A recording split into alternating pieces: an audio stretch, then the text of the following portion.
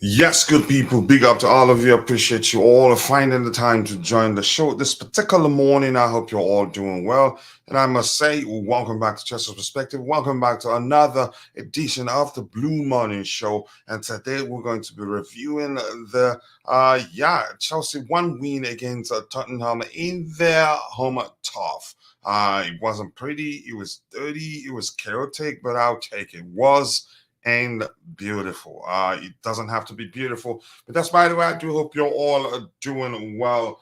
Sit back, relax, and let's get into the show.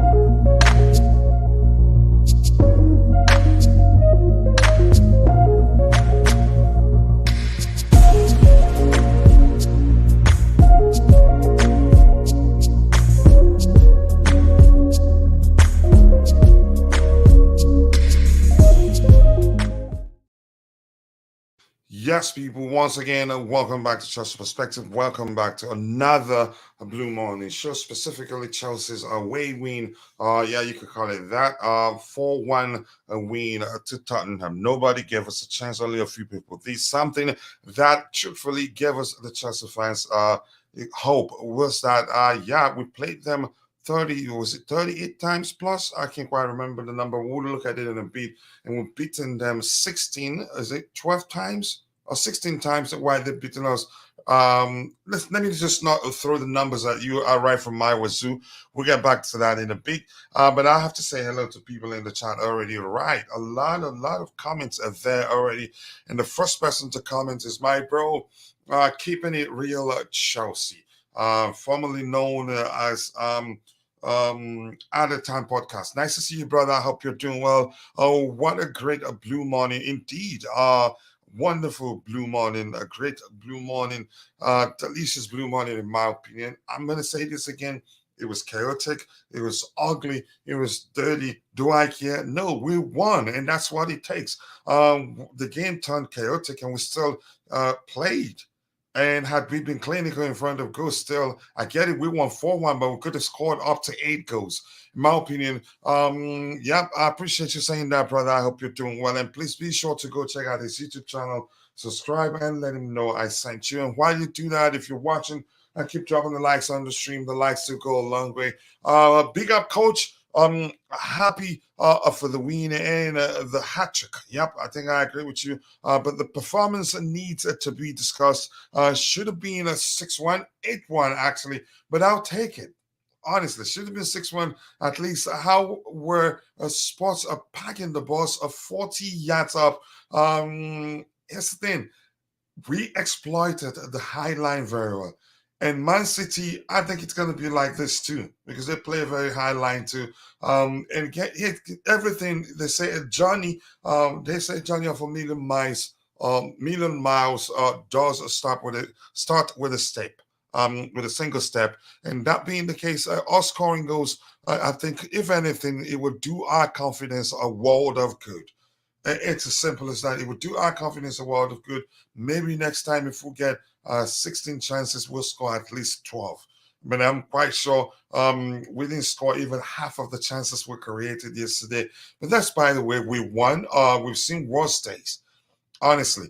And that's what it takes to be a good team. It doesn't have to be pretty all the time. Sometimes it can be ugly. Just win. Just find a way to win. And we did that yesterday, so I'm happy. Let's see. Big up to you too, Meet Your Boy, my bro. Positive Meet Your Boy. I think I should be calling you that. And sometimes you be, as you say, as objective as you can be. You recognize that, we have a problem, but at the same time, you preach it. We have a team. We have a chance. We just have to go into the game with a game plan and try to get a win. But I appreciate you, Meet Your Boy. Go check out Meet Your Boy's YouTube channel. Somewhere you're in the chat, all of you in the chat, go check out his YouTube channel. Be sure to subscribe and let him know I sent you. And then we have say the 3-0, 4 to 1 -1. Yeah, you can say 3 again. Again, you were correct. Yep. What a match! Indeed, what a match. Yes, I am happy we have ended Spurs' unbeaten run. It's to us, it was like we won a trophy yesterday. As you can see, I am. You can say I nearly lost my voice at the time. I think we had two disallowed goals, didn't we? Was it just one disallowed goals? Moses Caicedo did. And Raheem Sterling correctly disallowed goals. Actually, I have to say. Yeah, Chelsea. Say it again. Rain. Mr. Rain, always nice to see you. I appreciate you finding the time to join the show. Big up. Yeah, Poch is your goat. Okay, I like that. Big up everyone. Big up to you too. I hope you're doing well. Dr. Jackson really cooked them. He did well. Could have scored more, but that's how it starts. He was low on confidence. You could see that. He could have scored at least five goals in in that particular game. I remember one was on the carpet. One he hit it. I think was that offside, but that was a header that you could argue that he could have should have done better with. But yeah, at least he got three goals, and that would do his confidence a world of good, in my opinion. So I'm not going to complain too much. But yeah, a Star Slayer 344. I hope you're doing well. I appreciate you finding the time to join. Good morning to you too, Chama Adoma. I hope you're doing well. Yep, good day for us. At least you will enjoy your week for this one, and I appreciate you, Choma. I think I've noticed a pattern. Whenever you are in the chat here, it just seems as you're the one.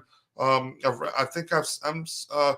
You can say observing that you're the one that usually taps the heart icon emoji there, and I like that. I appreciate that. But more importantly, I hope you're doing well.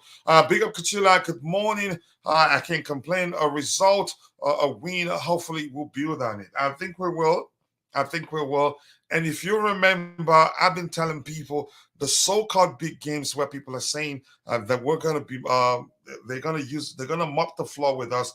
At the games I've always told you, those are the games I believe would do well, actually, because I believe deep down the charity FC is well and truly in existence. But you could say it has it's not as big as it used to be. It has you can say it's dying off. Yeah.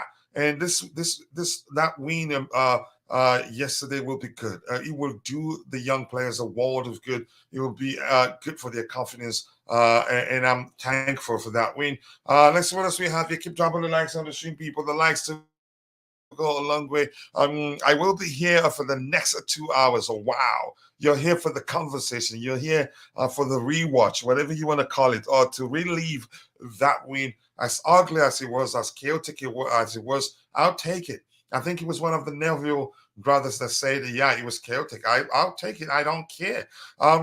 It's Skaten. It's Skaten. How do I pronounce that word for you? Chelsea, thanks for the 3 points. Yeah, it was. Actually, that wasn't easy. And if anybody's saying against nine-man sports, yeah, that's because we played well. That's because they wanted to be aggressive. And remember, I think we turned it up. I think we changed our approach. We became aggressive, and they couldn't deal with it. They tried to match us again the same. They tried to play the same way. It became a problematic for them. Yeah. But to me, I'll take it. I don't care really. Big up to all the Blues. I'm so happy yesterday. I hope we will continue like this. I hope we do. Long may that continue. And I'm going to say subconsciously, I was confident. Creating videos of Chelsea being a Superman, telling my friends on X that I think we'll get a good result. I didn't know it was going to be up to 4-1. I think that score. I think I was my again. I was I did believe that each team would score at least 2 goals. I didn't know it was going to end a 4-1. But congratulations to us all. Jeff E. Obunna, nice to see you, brother. I hope you're doing well. I'd like to. I would have. You would have liked to. Okay. I'd like to have seen how Chelsea got on with 11 on 11. I am glad for the result, but I think the victory is hallowed by the 11 versus 9. I don't care. Here's the thing. As Roger would say, You're damned if you do, you're damned if you don't. Had we not won that game, the storyline would be we couldn't even beat 9 men. Now we've beaten them, and some people are saying that our performance was awful against 9. That was because it was chaotic. It was just, you could say it was that's a true London derby. Yeah, they didn't came, they didn't we didn't go there to play, and they weren't there to play too. They wanted to win it. Even with 9 men, they were pushing to win, and they could have actually scored a second. And who knows what could have been had that happened when Son, a solo runner from Son. To me, I'll take it. I don't care what anybody thinks. It just doesn't matter to me. Let's see. At the end of the day, the team that had the underdog tag won the match. Quite good for us. It's simple as that. I think it was a deserved win. I get it. It didn't look pretty, but that's football for you. It doesn't have to be pretty, and that's the sort of mentality I want from this a very young squad like this, and that's because it helps them. That's how you that's how what's the language I'm looking for? That's how you develop a winning mentality. Just win. Then by the time we start playing as a unit, yeah, then the rest will be history. You still you then you start seeing beautiful football and wins after wins. But right now it doesn't have to be pretty. Just get a win. We've been saying that for a while now, and it happened. But boy, if you look at how many chances were created to the ratio of how many goals were scored, you go, wow, it could have been 8 in total. But 4-1 isn't bad. And chances are, had we scored up to 8 goals, you still hear people moaning and crying and saying, "Yeah, it was ugly." It doesn't matter really. So let's see, Coach Money to you, Chelsea Blue. I hope you're doing well. Chelsea Blue once again. Action Jackson with a hat trick. Yep. Weirdest hat trick you've ever seen in a while. On paper, that's a 10-10. But those who watched it, it was a 5. Yeah. Here's the thing. It's a win. Against a high flying Tottenham. Nobody gave us a chance. And if you remember, we did participate in the poll that asked the question, which of the teams will come out on top. Only about 36% gave us a chance. Yeah, and I think it was 70 plus, or at least 60 plus. Said the Sports will win it, and about 19% said it will end in a draw. Believed it will end in a draw, but look how it ended.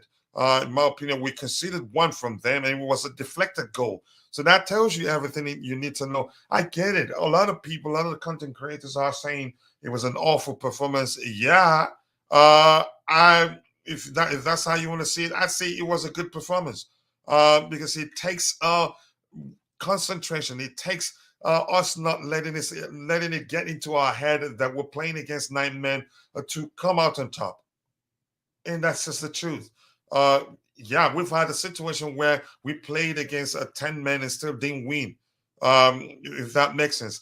Keep dropping the likes on the stream, people. And quickly, I want to appeal to those of you who are watching, but for one reason or the other, you're not able to participate in the chat. Just know that we appreciate you, and that's because you watching alone does go a long way. And if you don't mind, do us one more favor, one tiny bitty favor. Take a second, drop a like on the stream. The likes do go a long way. Excuse me. And for those of you who are watching, following us on Facebook, listen, I have a secret for you. We do a giveaway for our followers here on on YouTube. Yep.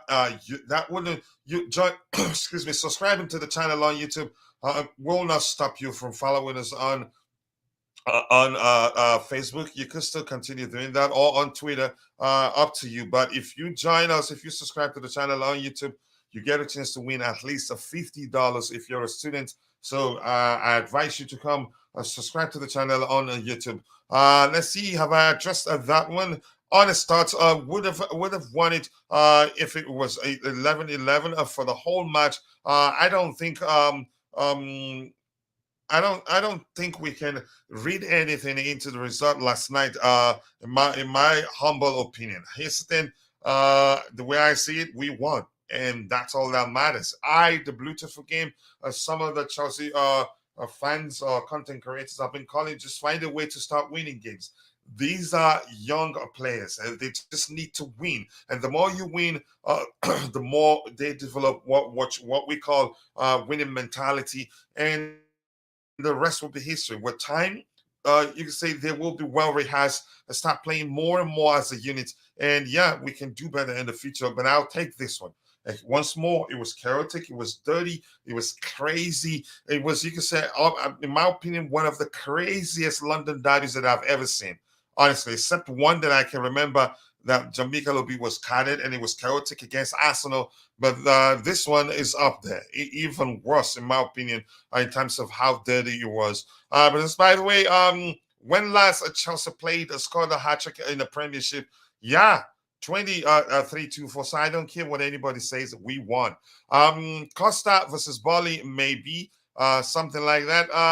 Morata versus Stoke, maybe. Let's see, one more. Coach, this was a vintage old school Chelsea win. Real old school. That's another way to say it. That actually didn't come to mind. We won, more importantly.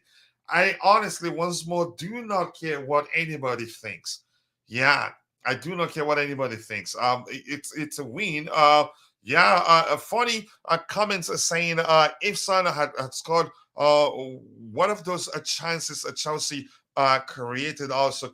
Yeah, it goes both ways. Yeah, if you're gonna tell us what if a Son had scored, then we'll tell you what if we you say we were clinical and finished all we were more clinical and finished all the chances where we had yesterday to score goals. So it's as simple as that. Just forget it. It's just some Chelsea fans are into finding a way, you say, to put a negative, you can say, should I say, a negative angle to what was a brilliant win against a London rival. Yeah, top in the table at the time, I guess. Were they top in the table at the time we played them, or just they needed to draw or beat us? I can't quite remember where where in the table at the time. But despite the way we move on in the blue to game, big up coach. I have to admit, when I saw Poch emerge from the tunnel and the look on his face, I knew then that the pre-match interview was a hustle. Yeah. So he was a smart guy. So everything was it was a mind game. He praised them. But then again, some people just took the part where he said that he wouldn't mind, or something to the effect of that he wouldn't mind coaching Tottenham again, and ran with it. And even big accounts asking questions. I couldn't believe it. For me, it was nothing. If he asked me, do I think that he should have worded that response carefully? I would say yes, but maybe he knew exactly what he was doing and believed that we were going to win this. And look at it. Even some people, even Jerry Z, who always thinks we're going to win a game, I think Jerry Z argued that it was going to end in a draw. But that's, by the way, yeah, knew then that, yeah, the pre-match interview was a hustle. I have to loud Potter for his poker face. He looked mean. In all honesty, yeah. And after they scored against us, I wasn't that worried. For some reason, I wasn't worried. I was still hope again. I still believed at the time that we could still win it. But a lot of content creators, big name, even to ex content creators, or you can say, I don't know, ex journalists maybe, they were already calling out the manager, saying some rubbish on X. That what asking questions of the manager selections and all that. I only ask questions during the pre-game shows and match. That's it. Beyond that, I'll just wait till the game ends. I usually wait till the game ends before jump into conclusions, and that's how I operate. But nice to see you again, the Bluetooth again. And this Wima Ronald says that those who still doubt Chelsea are just antagonists. You could say that. But if you understand football, you know we have the talent. The only thing lacking is us, just us. You can say the new players are bedding in properly, or maybe becoming more and more rehearsed. That makes a huge difference. And we have the vibe. Nice to see you, brother. Good morning, coach. Let me see how you celebrated yesterday. You can see if you're listening. I nearly lost my voice yesterday. yesterday. I was loud, so loud. Here's the thing that my 2 year old, my boy, he was just jumping around. All he knows that I was more happy than usual and was just jumping around with me. Probably, I'm quite sure he's not sure why that's the case, but he enjoyed it. That's how it was. Let's see. Who do they? Why do they not manage themselves and not getting? That's the question people should be asking. It doesn't matter whether we played against 6 men. Yeah, we were the way we applied ourselves forced them to be more aggressive than usual, and yeah, had to be reduced to 9 men. It wasn't our fault that happened. We didn't use the dark art. We played. We tried to play, and then the only yeah, just give us credit. We won. I don't care what anybody thinks, honestly. But we'll talk about the game, how everything went down in a bit.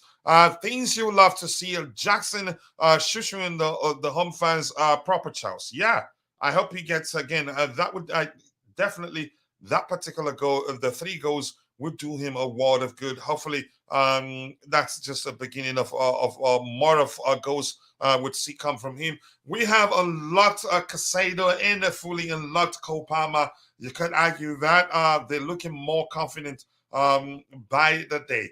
Keep dropping the likes on the stream, people. The likes do go a long way. Let's see. Good afternoon to you too, brother. Big up for the show. Chelsea made our day. I think yesterday. I think I agree with you. I totally agree with you. I was pretty pleased with the formation. That's a kind. That's the kind of what you proposed. Oh, okay. What I proposed, so that we have a balanced selection. Yeah.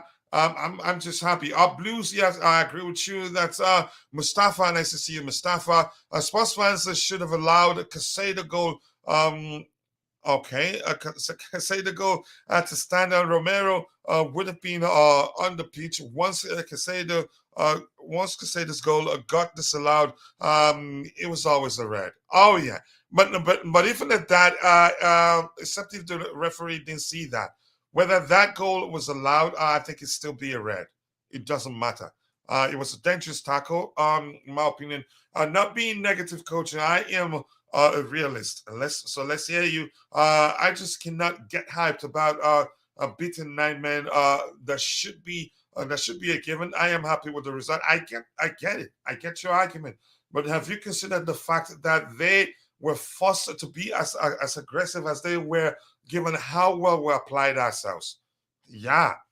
They were being aggressive to deal with us, to match us at that level, at the level we played at the time, leading to them conceding 2 yellow cards in one case, and the other one straight red card. It's as simple as that. So I'll take it anytime, any day. Even 11 on 11, Chelsea will win. Yeah, that's what I would tell anybody that thinks argues otherwise, in my opinion. Let's see what else we have here, Coach. Thing is, with Chelsea's history, when it's a derby, we never play pretty football. For a while, we haven't played a derby like this. Yeah, we haven't played a derby the way we played yesterday. I remember last year, Arsenal bullied us at home. We even had most of the players were sold last transfer window, and we couldn't match them. They bullied us, and that didn't happen against Spurs. Yeah, if anything, we bullied them into trying to be more aggressive than usual, and they got punished for it. We never play a pretty football. It has always been a fight. We can get a vex when we play a smaller teams and play garbage. For me, again, I'm gonna say once more, I take that win, in my opinion. Keep dropping the likes on the stream, people. The likes will go along with 26 likes, but we should be doing better than that. Bless you too. 3 points is a 3 points, no matter how you got it against Liverpool, Tottenham. Yeah, 2-1 against 9 men. Yeah, it's as simple as that. Let's see what else. Now, no more unbeaten teams in the Premier League, and thanks to us. Yeah, I think everybody, Arsenal fans will. They probably they were. I'm quite sure they were cheering us yesterday. Liverpool fans were cheering us, and Man City fans were cheering us. And nice to see you, Wally Waldo. Romero has always been a dirty player, to be honest. No question. Yeah, he nearly helped Kukurea get a haircut without a clipper. Yeah, to be honest, never liked that guy and never will either. Yeah, he can be so aggressive and so you can say reckless with his tackles and all that. Anyone saying that Spurs contributed to their own downfall, it's not entirely correct. Spurs succumbed to the pressure. Thank you. I can't believe I'm saying this. That's actually a delicious coming from somebody I don't like. Yeah. Sparzy succumbed to the pressure that even forced Van der Ven and Madison off. They had a 10 days of rest. Even at that, honestly, even though I don't like you, even though I do not like you, in all honesty, that's just the case. They were forced. We applied ourselves very well. They were forced to be more aggressive than usual, and that led to them, yeah, being carded. One or two yellow cards, and the other one is straight a red card. So yeah, we won. Just leave it at that. I don't like to see content creators saying we were awful. It doesn't matter. Would you rather us play well and end up losing? Which has you can say which has always been the case majority of the time, in my opinion.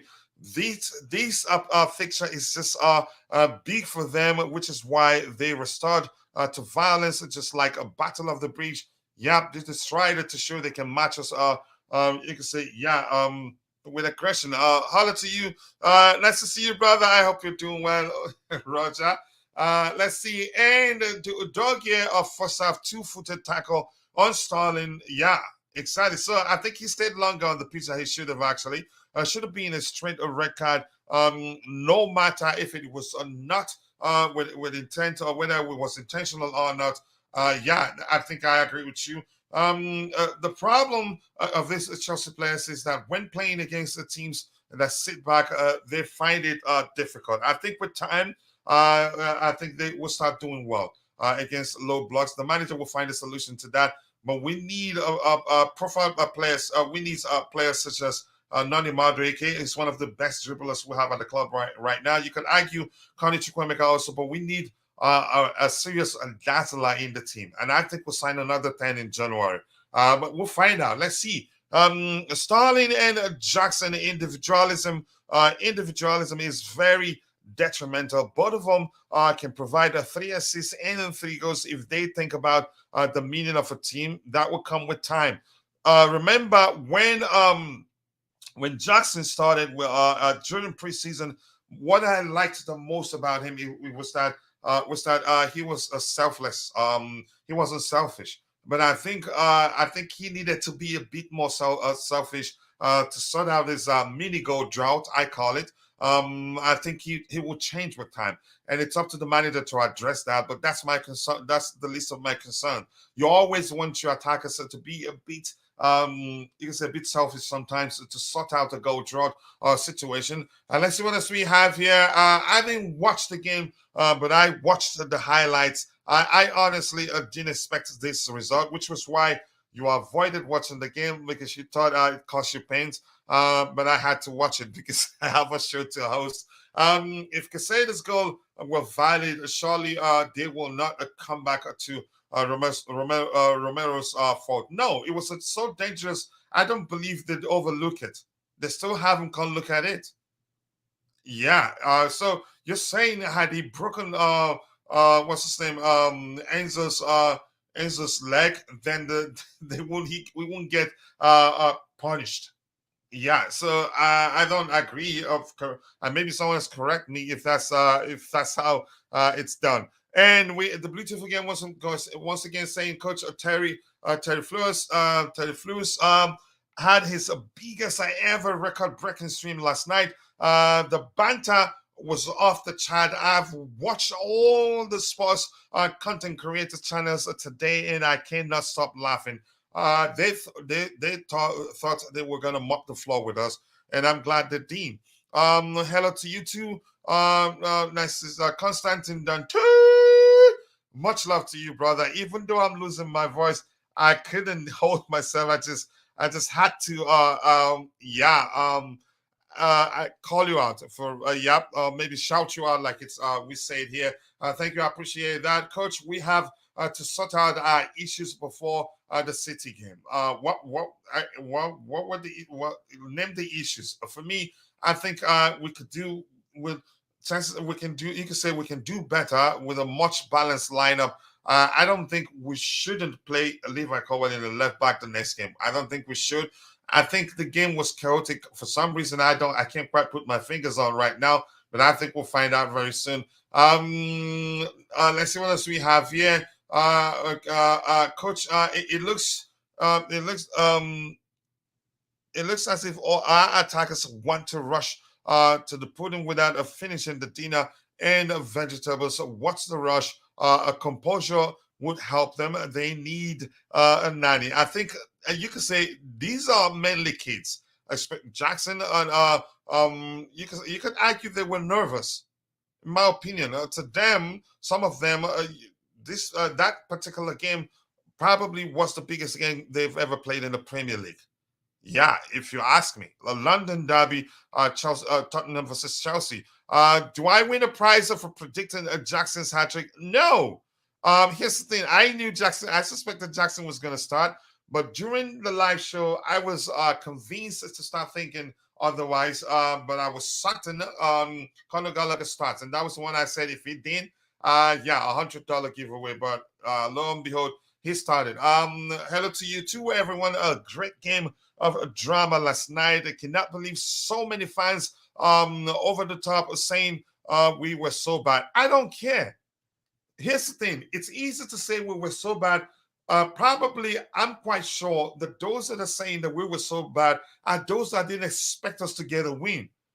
So we got a win. Now they have to resign to saying we did something else bad. In my opinion, I don't care. The drama of two reds will always make the game odd. If we win, still fans complain. I don't care really. And my bro is in the house today. Whoo! Coach, where's the link? It's in the I sent it. So come on, bro, let's hear you. Good morning. Hit the like button, people, and subscribe to the channel if you haven't. And please go check out my bro's YouTube channel today. Whoo! Let's help him get to 1,000 subscribers as soon as possible. We're working together, and he deserves to get there as soon as he can. But please go subscribe and help him grow. I'm gonna skip quite a few of your comments here. If I have addressed what you have in the chat, except for the members. If I see any member, I will get their comments. Dante, you scored a hat trick. Yeah, Dante did. Posters home record has been destroyed. Trust good old Swazi. Yeah, 3 points a lane. And Marcos Alonso had to even say something. Yep. Appreciate that. I wish Mudryk stayed on side when Jackson was through on goal, but Jackson did very well to go around the keeper. He could have squared it to him. I don't think Mudryk was off at the time. Hi, Coach. Been a while. Nice to see you, Usman Isaac. At least we won a game, and that brings you out. Pepper over the crack. I'm not impressed. Okay, if that's you, for me, I'm impressed, and I think not too many of you saying you're not impressed. I think only a few of you actually, not too many of you. I told some of my Chelsea fans on Sunday that I don't feel all the top four teams, and you don't fear all the top four teams, and I knew. You knew Tottenham will not sit back. Mourinho would if he was the coach. Eventually, the attackers figured it out to crack them open. But there was a funny moment when Sterling decided to dribble from the half line and taking their and take on their number 9. It was funny, Sterling's dribbles. I don't know what to make of them. I'm going to scroll to the very bottom and get the comments from the members as I'm going down, and some of you here. And big up to you too, Chimera. Nice to see you. Very happy we won, but mixed of feelings on the performance. I don't care. Go away, Constantine. We won. It's as simple as that. I don't care whether it was dirty or not. It was chaotic. It was dirty. It was crazy. But I don't care. And I think most of us still believe we didn't believe with the. You can say see the game as we don't play well. That's because they didn't expect us to even get a result from that particular game. And I know you're not one of them. Big up to you too, Phil Sips. Nice to see you. Great win yesterday. It was unexpected, and I am happy. We have always made Tottenham. What you say there. Let's see what else we have here. Big up to you too, Chelsea, all the way. Nice to see you. I hope you're doing well. We have. I don't think Poch anticipated that suicide high line. I think he did because they've always done that. He'd be stupid if he didn't know they would play a very high line. That Postecoglou deployed. The players were literally standing around, scratching their heads. Coach, would you take the goalkeeper at CFC? Which coach? Okay. Would you take the goalkeeper at CFC? Can you rephrase that?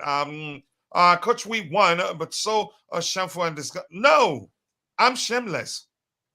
I don't care, really. I honestly do not care.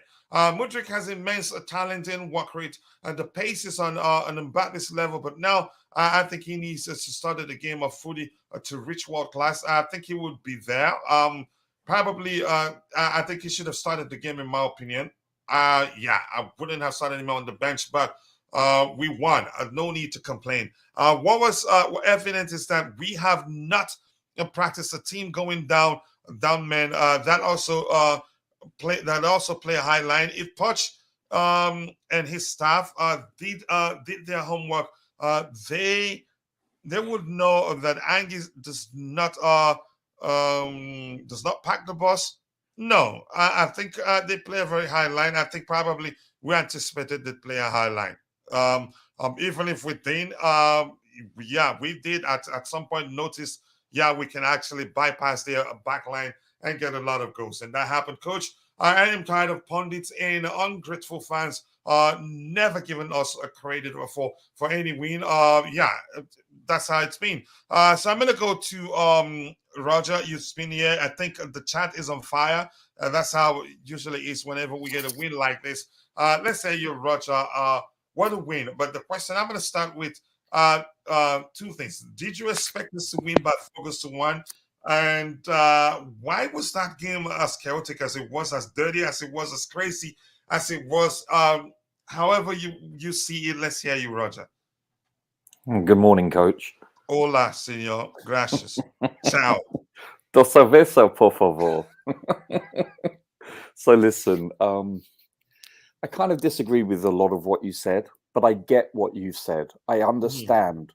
But you have to understand also, conversely, we analyze a game when we lose or draw, and we also state that we have played well. So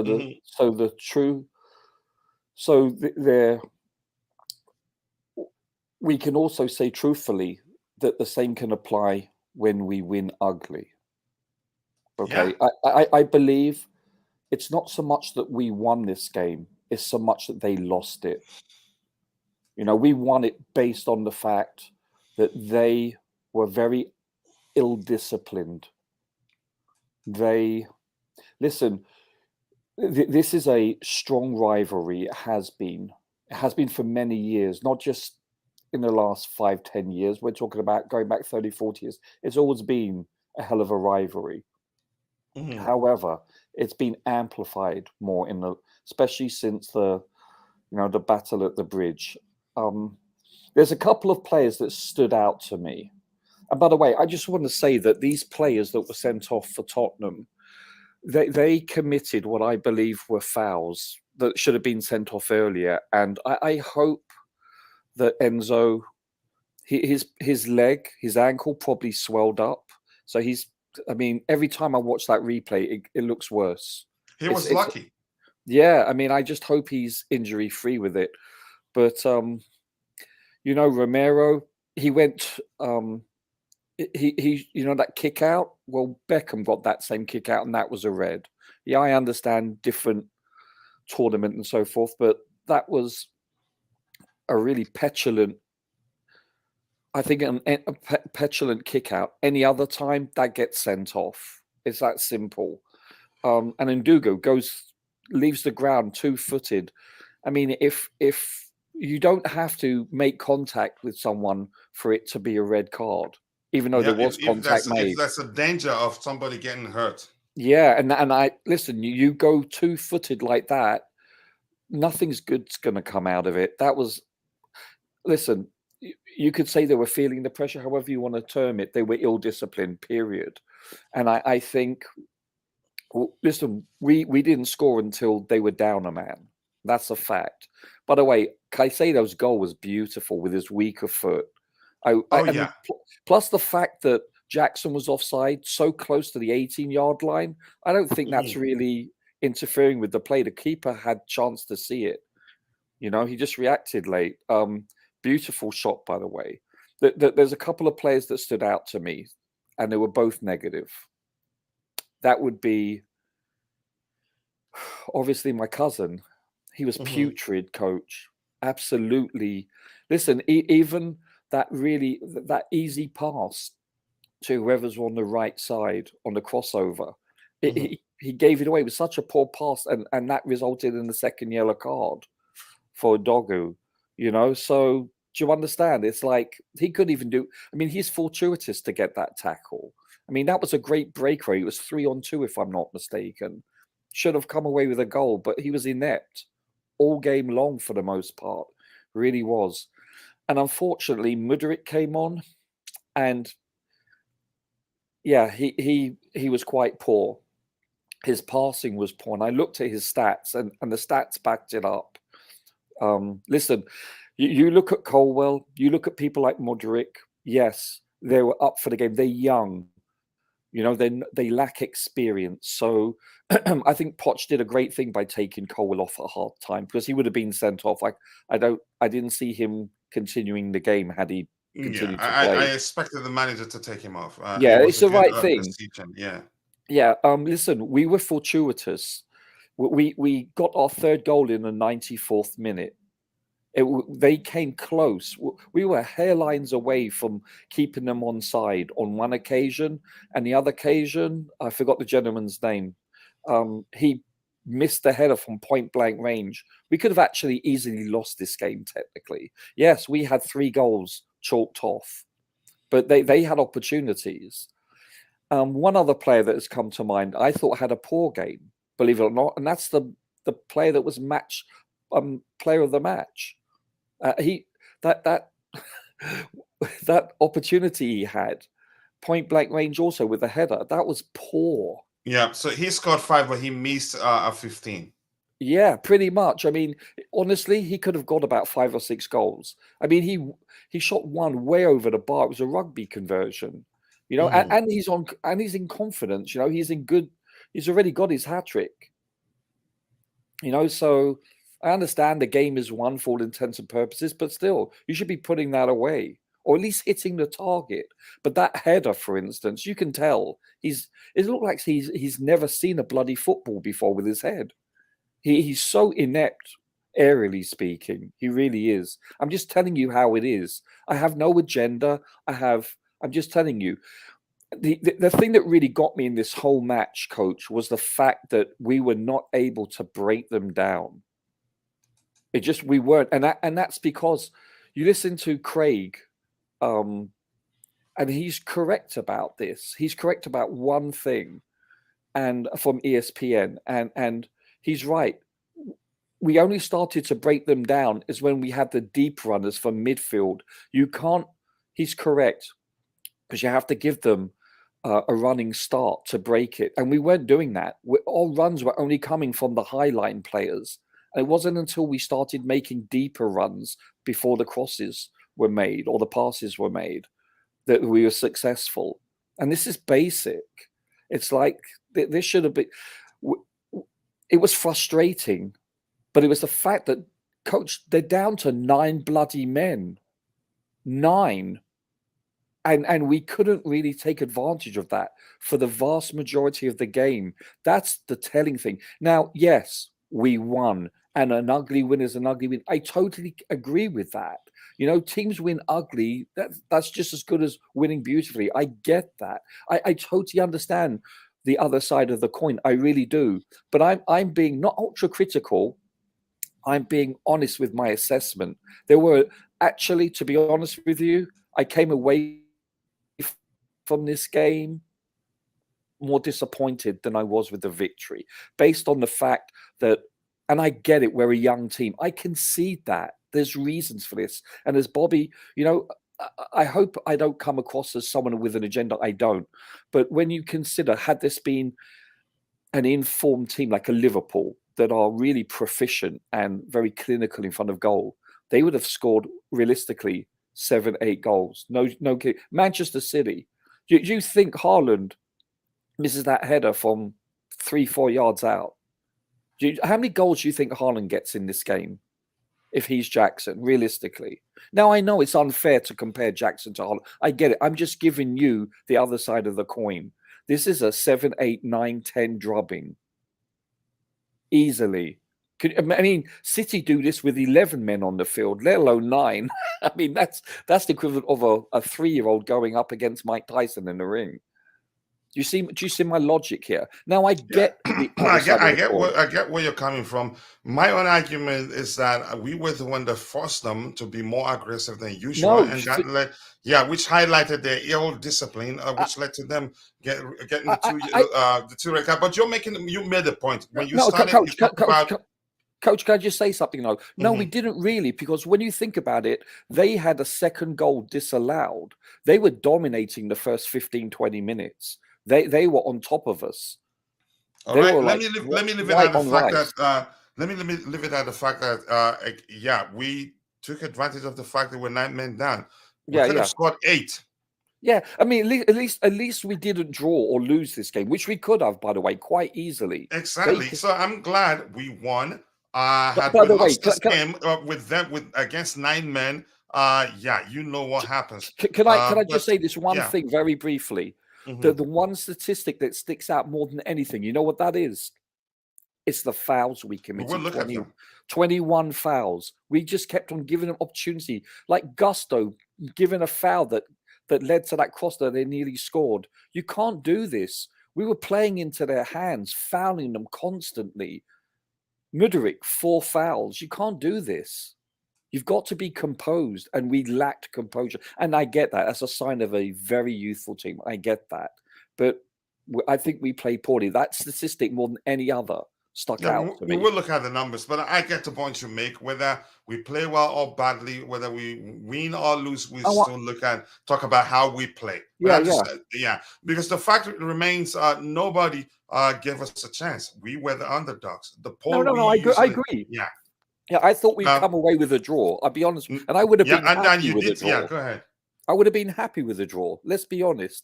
Let me catch up with what we have in the chat. I'll bring in Tobeho, Bobby, and then IBZ, who's in the house. IBZ Hello, gentlemen. Was on the panel yesterday, and boom, he left.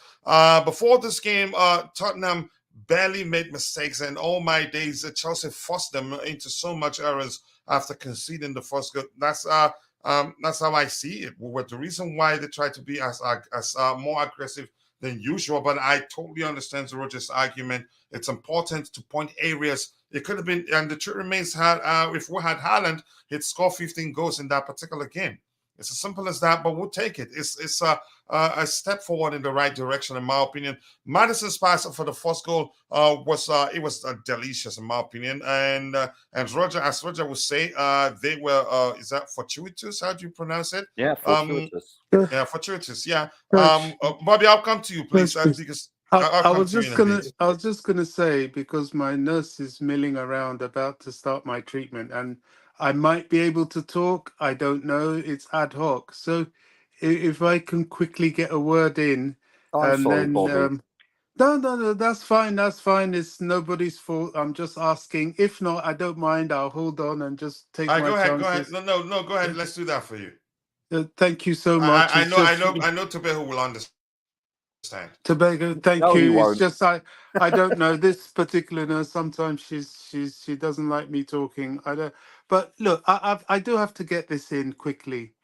The great Harry Kane, first season, 5 goals. The great Cristiano Ronaldo, first season, 4 goals.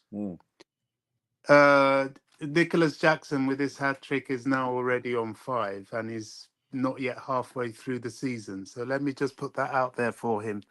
Look, I understand a lot of the frustration. You know, we are Chelsea. We're meant to be ripping up trees. And there were spaces yesterday on Twitter that some I was happy with, some I understood, some I was downright disgusted with.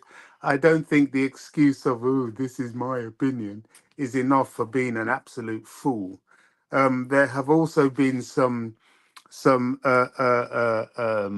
Twitter videos by some fairly reputable um, Chelsea content makers that I'm sure when they look at what they said last night, they will regret it this morning because that was absolute foolery as well.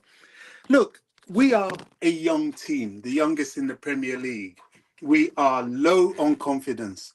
We have played well and lost games. We have played well and the officials have been against us. We have been without luck. Whoopie doo. We play a team with injuries for a change. We've had injuries for 3 effing years and we're still playing. Nobody gives a Scooby about it. We have players that I don't know if I've said that already, that are very, very low on confidence. All this showed inexperience, low confidence, new team, new to each other. All of it showed, especially against Spurs in a high-level derby that they're all aware of. And against the team, it all showed in the first 15 minutes. We were running around like headless chickens. Yes. Now, Spurs, I don't really want to dwell on them. They are the experienced team. They are the stable team. Were the top of the table team. They were the team that had been well rehearsed. I know you like that word, Coach. They had been well rehearsed. We are not a rehearsed team. We are a team desperately looking for confidence. And this is why this win was so important. You know, I've listened to Sky, dare I say it, a lot of the tabloids, dare I say it, because I can't stand them. But they were saying things like this has got to be one of the greatest Premier League games of all times. And indeed it was. Chelsea Spurs is never a normal game. It's always blood and thunder. It's always a game that throws up all manner of permutations, and this one certainly didn't disappoint. Romero. Romero is not a footballer. He's a kung fu expert, as is you doggy. That's what I call him. You doggy. You dog. That guy is not a footballer either. They came there with a misconception of, oh, let's get physical against this young Chelsea lot. And they came to maim, injure, kick, and they nearly got away with it. Romero was the guy that pulled Cucurella's hair last season. Remember that? Well, he hasn't left his bad habits. That foul against Enzo was disgusting. And to think that's his countryman, his fellow Argentinian teammate, that he went to break his leg. My goodness me, he should have been sent off earlier. He definitely deserved to be sent off then. You doggy should have been sent off earlier. He definitely deserved to be sent off when he was sent off. Look, I will take it. 4-1 against Spurs away in a game that really, on paper, we were meant to lose. I would take it all day long. Sometimes you've got to have some luck in football, and it was our turn. I think this will help the team. Yeah, we've got City next, and it's a totally different kettle of fish. But hey, look, football's a funny business. Football's a funny business. Certain things can turn your season. We still have injuries to our key and best players. We still have a Reece James that cannot complete 90 minutes. We don't have a high investment on Nkunku, who's meant to be our goal scorer, or at least one of the architects in midfield. Roger's cousin played fairly well in his offensive position, perhaps one of our better players yesterday. But, you know, we have a long way to go. The squad is clearly incomplete. I'll have a 22-man squad that Pochettino wants, I don't think is very practical. And if by some miracle we get to Europe, I think he's got to look at least a 26-man squad, because we've also got the Club World Cup to play next season. So, and with all these sort of extra times that they add on to games, it's going to take a lot out of these players. And one thing we don't need is more injuries. Look, the performance could have been better, yes. Should it have been better? I don't think so. I think we performed exactly where we were. Spurs, a bunch of fools for the way they played, absolutely. They also, may I add, struggled against nine-man Liverpool to score. So it can happen. They played the high line against a bunch of kids that were struggling for confidence and were not as well rehearsed. I think they got exactly what they deserved. They should have got even more than that. And I'm very, very happy with this win. And I'm just hoping and praying that this will kick the lads in to a bit more confidence. Now, City, an entirely different ball game, much more rehearsed, much more better in quality. But hey, we're Chelsea Football Club. The bigger they come, the harder they fall. City might be in for a bit of a surprise. And that's just what I want. Thank you for letting me jump the No queue worries. and I talk. think I agree with you. Very well said. Let's hear you, Tobago, if you're there. Let's I'm hear still you. with you. She's just hooking me up and frowning at me. So I'll talk when I can. Be nice, All right, no Bobby. problem. The Tobago, let's hear you so that I can get to IBZ as soon as I can. The chat is on fire today. I'm not going to be able to get to everybody's comments, especially Rashi here finding Coach, how are messages. you? I can't complain, brother. I can't complain. Let's hear you. What do you think? Can you Do hear me? you? Yeah, I can hear you. Can you hear me, Tobago? Okay, what I think, yes, 100%. Yeah, first of all, big up, guys. Yesterday's game, I thought in the first 15 minutes, we were so poor. Spurs had more pressure on us, but we grew into the game, and then we managed to force them to do those mistakes. As Bobby saying that those are strictly red cards, and then and then they should, to be honest, Romero should get more than four 3 games ban, because that is a career-ending tackle to Enzo Fernandez. At the moment, we don't know whether he will be available against Man City. We will just wait and see. But overall, sometimes we play good and then we lose games. So I'm glad yesterday we didn't play that good, but we won the game. At the end, 3 points is important. So thank you to the boys. I was just disappointed with Raheem Sterling. I needed more from him. Jackson, and then also Levi Colwell, after getting that yellow card, he should just relax. We didn't need to do that because we had them on our half, so we shouldn't at least get attempted to get still a yellow card. So overall, I'm glad Poch substitute him to Marco Correa, and then we end up winning that goal. So yeah, thank you. All right, thanks so much, brother. I appreciate you. That was a quick one from you. I hope you're still around because we're going to start looking at the numbers. Enzo should have come off earlier. He was injured, couldn't run properly. Then you see his shin slash ankle was a very swollen damage. How he will be.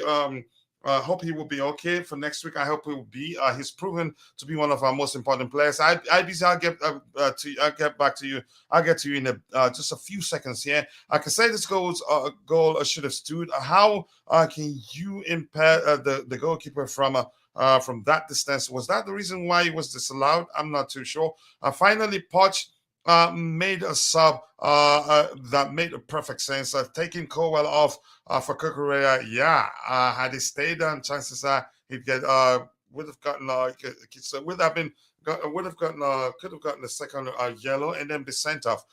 If you are impressed by this performance, and then you are in for a rude awakening on Sunday. Here's the thing. I'm quite sure you were saying the same thing, that Spurs are going to smash us. I get it. As long as Man City play a high line, try and play the way they play, I think we'd do well. And I've always told you guys, those games, run of games that people are saying we're gonna get smashed, those are the games I actually think will get good results, and it's happening. Look at all the big six teams we've played, the sort of results we got from those games. But yeah, you have every right to say that. It's your opinion, but we'll find out in a few days. Yep, Sterling had bad, horrible passes and made us some bad decisions. Yep, there was one. I get it. Udogie got sent off, but what Sterling was thinking, he held the ball too much. Just he had two Chelsea players on both flanks. I think it was it Jackson on the left, or who was up to his right? I can't quite remember. He held onto the ball too much, in my opinion. Just play them in and maybe run towards the box. I don't know, just do something. But his decision making was shocking. He does not want to shout. Okay, shout with his shoot with his weak foot. Yeah, and he will not survive like that. I think the manager likes him. Thank you for saying that. But I think you're crying now, Rashi. Yeah, I get it. I agree with you, but we don't have a playmaker like Madison. We need a playmaker like Hazard. Different maker, maybe. You could say come up with other language. I read this, and that was why I took it down. But I knew you were joking, but I don't think it matters anyway. But go away.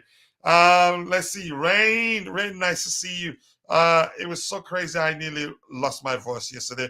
Haaland has missed a sitters, Roger. But he also he also scored 52 goals. Yeah. The argument is that had he been our number 9, he'd score more. I think that's a safe assumption. Mm-hmm. Everyone misses sitters. And there's not one player. Anyway. There's not one player in the world that has missed. There's not one player in the world that has missed a sitter. The reason why I chose Haaland is because he's prolific. Okay, and you can't argue that. He's more at this point. He's more clinical than Jackson. Vastly, you can't even compare. It's like a kindergarten kid. Is Jackson even a number 9 or a makeshift number 9 because Brogier's injured? Those are part of the problems we're having. You could call him a hybrid number 9. But Bobby, I think he was bought to be a number 9, but he's not inherently a natural number 9. Never has been. Not a traditional number 9. Yeah. So no, I don't know what to say. All I know is that he aerially he's inept. He has been. Yeah, I mean, if that was his job, as is Haaland's job, then we would probably be best placed to expect a bit more. But I don't see Jackson doing much less than expected for a first season and a player of his ilk. He was always meant to have help as a striker, but he doesn't. He's the man. So yet again, injuries have dealt us another blow. Checkmate. I totally agree. Here's the thing. My suggestion would be to just let Jackson and walk around that. I think he'll be better off. If we try to get him to operate like a traditional number 9, he's going to lose. You can say he's not going to be as good as he can be for us, in my opinion. IBZ, let's hear you, brother. You've waited for a while now. Your thoughts on the game? Big up, everyone, man. Big up to you too, brother. Well. It's been a minute. Hello, I hope you're well, more importantly. Yeah, man. I'm all good, man. Just work. You know how it is. Yeah, yesterday's game was really, really... my blood pressure was up. It was really, really up. For the neutrals, I can understand why people say it's probably the best entertaining game they've seen in a long time, especially that first half. Drama, left and right. You had everything. What do I think? I think we did what we needed to do and get the win. I'm not going to critique anyone. I was very critical yesterday, like just ranting at certain individuals, you know, all of these things. But I had a sleep and I woke up and I saw that we got a win and we got 3 points. So I'm not going to be heavily critical. I understand that there are situations within the game that people understand that needs to be critique, but that will be very harsh, because if one player that gets a hat trick and I'm still criticizing you for getting a hat trick after you get a hat trick, I don't see any benefit in that. I can only imagine that it can only get better. I believe I think our team is still raw in terms of our composure, in terms of our game management. It was clear to see, but I can only be impressed with the fact that we got away with 3 points. That's just my happiness with it all. Tottenham, I think Tottenham, they had an agenda. I think they probably thought they would come into this game with a win, or the occasion. I think they got too emotional with the occasion, especially after they scored the first goal. After they scored the first goal, they couldn't keep composed and they were rushing into tackles. I won't buy the argument that we forced them into these situations. I can understand why you will say that, but I won't say that. I'll be on my side, IBZ, on my brother. But I would argue that they were just over emotional. They're just rushing into tackles they didn't really need to, and I think in both parts as well, we did the same as well. I do not understand Levi Colwell's beef with Pape Matar. I don't understand why you were going super hard on him. The boy was just collecting the ball back, but you were moving like you just did a sliding tackle on your feet and telling you to get back up. I didn't understand that. And but I don't know what he didn't look like he said anything, but Sarr was probably just getting the ball off him. But that's just another one. And I think Pochettino was right in sending, replacing him, because you could see that his head was getting a bit hot. Yeah. Modric came on, and I don't understand. Again, I don't want to be critical, but I do understand his gameplay. It was just fouling and fouling and fouling. You weren't really doing anything. You ran into a defender when you had the ball. I did understand your game plan as well. Malo Gusto. I don't understand the yellow card that you got. A lot of these things we played into the hands, but again, I understand, like Bobby said, we are a young squad. We haven't got the cohesive, very inexperienced, because yesterday was so evident, and we needed that luck to make sure we get a win. And if we didn't get a win yesterday, oh my God, hell would have broken loose. But again, good performance. I even believe, after the first goal, before any red card was done, after the first goal, we kind of grew into the game. We looked more better. After they scored, that is, before our goals from Sterling or Saicedo or any of the sort, I believe that we were always going to come into that game. We just needed to grow into it. So yeah, that's my take on it. I don't want to be, oh yeah, Jackson. You know how I feel. I think everyone knows how I feel about Jackson. But he's here now. We have to put our arms around him, and we have to support the kid. He got a hat trick away from home. You know what I mean? He's got. I don't think Rashford's got a hat trick yet, and he's got a hat trick. So, people are running with that on X. I saw that one. I was just laughing. I saw the first tweet I saw on that one. I just crumbled. But yeah, big up the boys. They got a win. Pochettino. I kind of felt sorry for him in a way, with the narrative that was done before the game of his writing was on the wall because of his pre-match press conference, and people were looking too deep into it, using that as a pre-excuse for if we lose that he will need to be gone. I'm happy he got the win because of that, because that relieves a lot of pressure away from him. And yeah, we move. City on Sunday. I think that we can use the win as a catalyst to kind of better our fortunes, rest this week, and go hard on Sunday, yo. I think we can probably beat them on Sunday. If we I think I agree. Go ahead if you were still talking, bro. Sorry. Yeah, if we play if we actually, play with common sense and not allow our emotions or immaturity to suffice, I think we can actually get a result. I really think we do, at home as well. So yeah, I'm here for it. If Wolves can, we can. Yeah, I think I agree with you, Roger. If you again, let's hear you respond to what IBC said. If you have anything you want to respond to, then I want to hear you. How important this win? How important is it for this young, very young squad against? You say the team that was top on. I think they were they. No, they weren't top in the table. They needed to draw against us or beat us. Was that the case? Yeah, they were third, I believe, prior to the game. But listen, prior to this week, though, they were top of the table. Like, had we played first thing Saturday morning, they would have been top of the table. So, but I get it. No, I pretty much have to agree with everything IBZ and indeed what obviously what Bobby says. Everyone has made exactly. No, but all joking aside, no, everyone has, including yourself. All joking aside, you've all made complete and utter sense. I have no problem with that. It's been logical. It's been well measured. Your statements, everyone.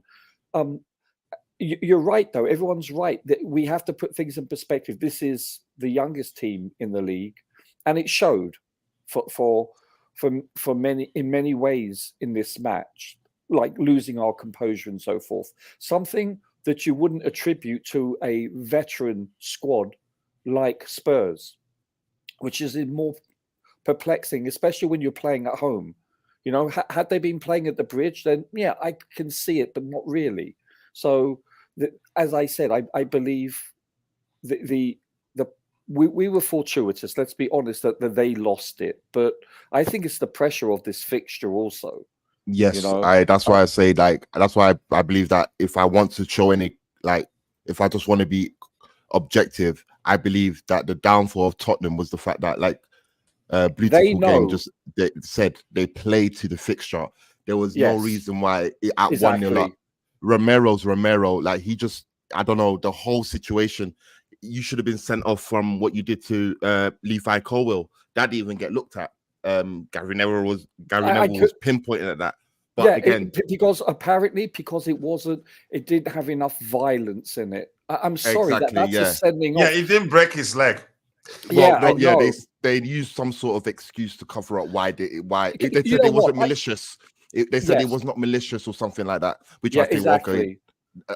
A leopard never changes the spots. You don't give it then, you're going to give it later. Lo and behold, they gave it later. I guarantee that if Chelsea do that, then it's a sending off. They'll stop it, rewind it. Yeah, I'll be honest with you though. I think that this narrative of 3-point lane, I think it's in their head to a certain extent. I think they're so fed up of hearing this, and you know what? The more it gets into your head, the harder it is to overcome, and it shows. I think the pressure was on them in so many ways. It really was. And could it be? Let me ask this guy this question.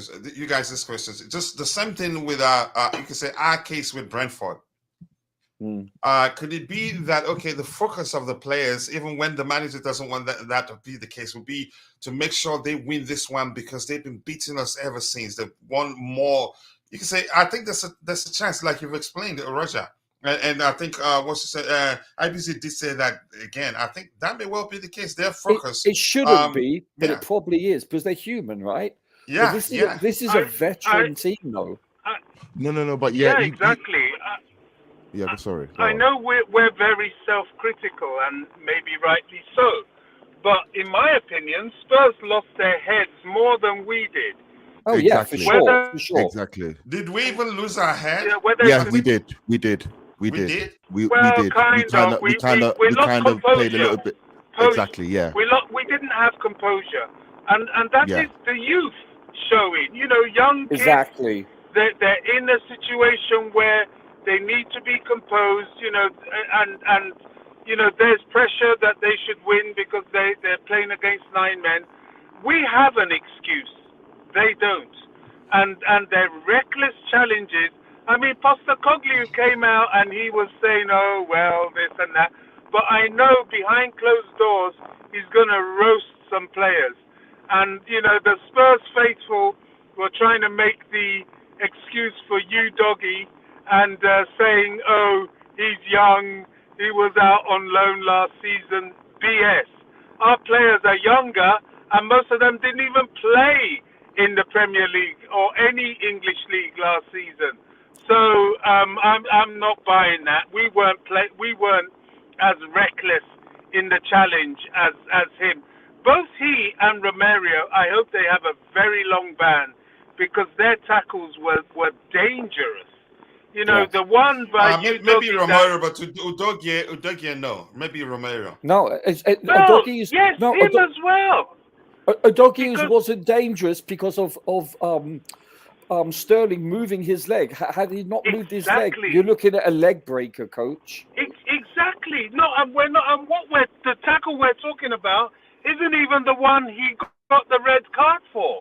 It's the one earlier that he got the yellow card for, which was really, really bad. 2 legs, and Sterling fortunately skipped out of the way. Now, because a player avoids it, doesn't take away the intent. And that's why it should have been a red. Yes. I've seen them given reds, Bobby. Time and time again. Yeah. Very much so. So, you know, we 3-point lane, call it whatever you like. We do have a hoodoo over them, and it, you know, long may it continue. But the fact is that they didn't play like a top table side. They played like a scared side. They were afraid of a bunch of kids. And that's interesting, to say the least. Or maybe they tried to intimidate us, and then I'll be critical. This is where I'll be critical of ourselves. I don't want to be critical, but okay, as a neutral Spurs fans, or you will see that Tottenham didn't fold. They didn't fold after 9 men, if that makes sense. If Son had scored that goal, we will have a different discussion here. It was they didn't fold at the same time. They weren't cautious. That's on them. That's not down to us. We just didn't capitalize until late to bed the game with the Jackson chance he had where the keeper was off his line, absolutely brilliant. I was so frustrated how we could. To me, he was man of the match. Of play. He off his line like a rash. Yeah, exactly. Yeah. So I wouldn't say Tottenham folded. It would be very harsh to say because we didn't. The 4-1 is a very good testament or a very good compliment to the situation. We didn't play like a 4-1. I want to say let's have it right. We just took our chances. We got the win and we needed the win, and we go away with that and we take confidence from that. I think we could do better in our performances, and I hope that is looked at in training and seen how we can do better in that. Especially the way Tottenham played. There were so many offsides. We didn't need to rush it. We could have taken our time. We could have passed it our way.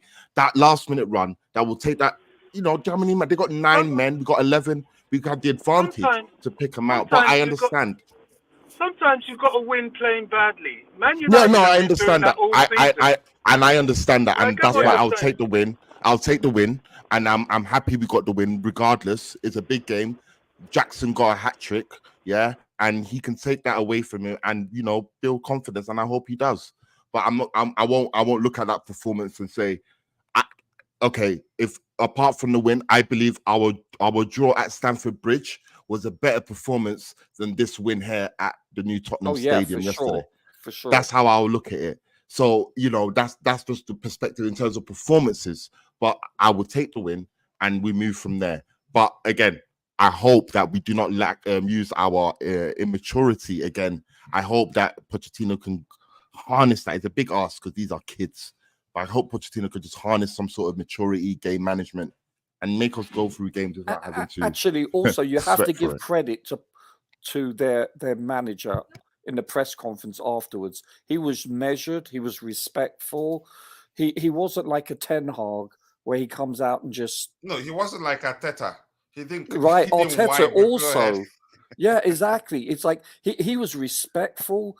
You know, I thought he was commendable, and you have to give credit where credit's due. I was very impressed with how professional he was because he was watching the same game we were, which you can't say the same for when it's Ten Hag or Arteta all the time.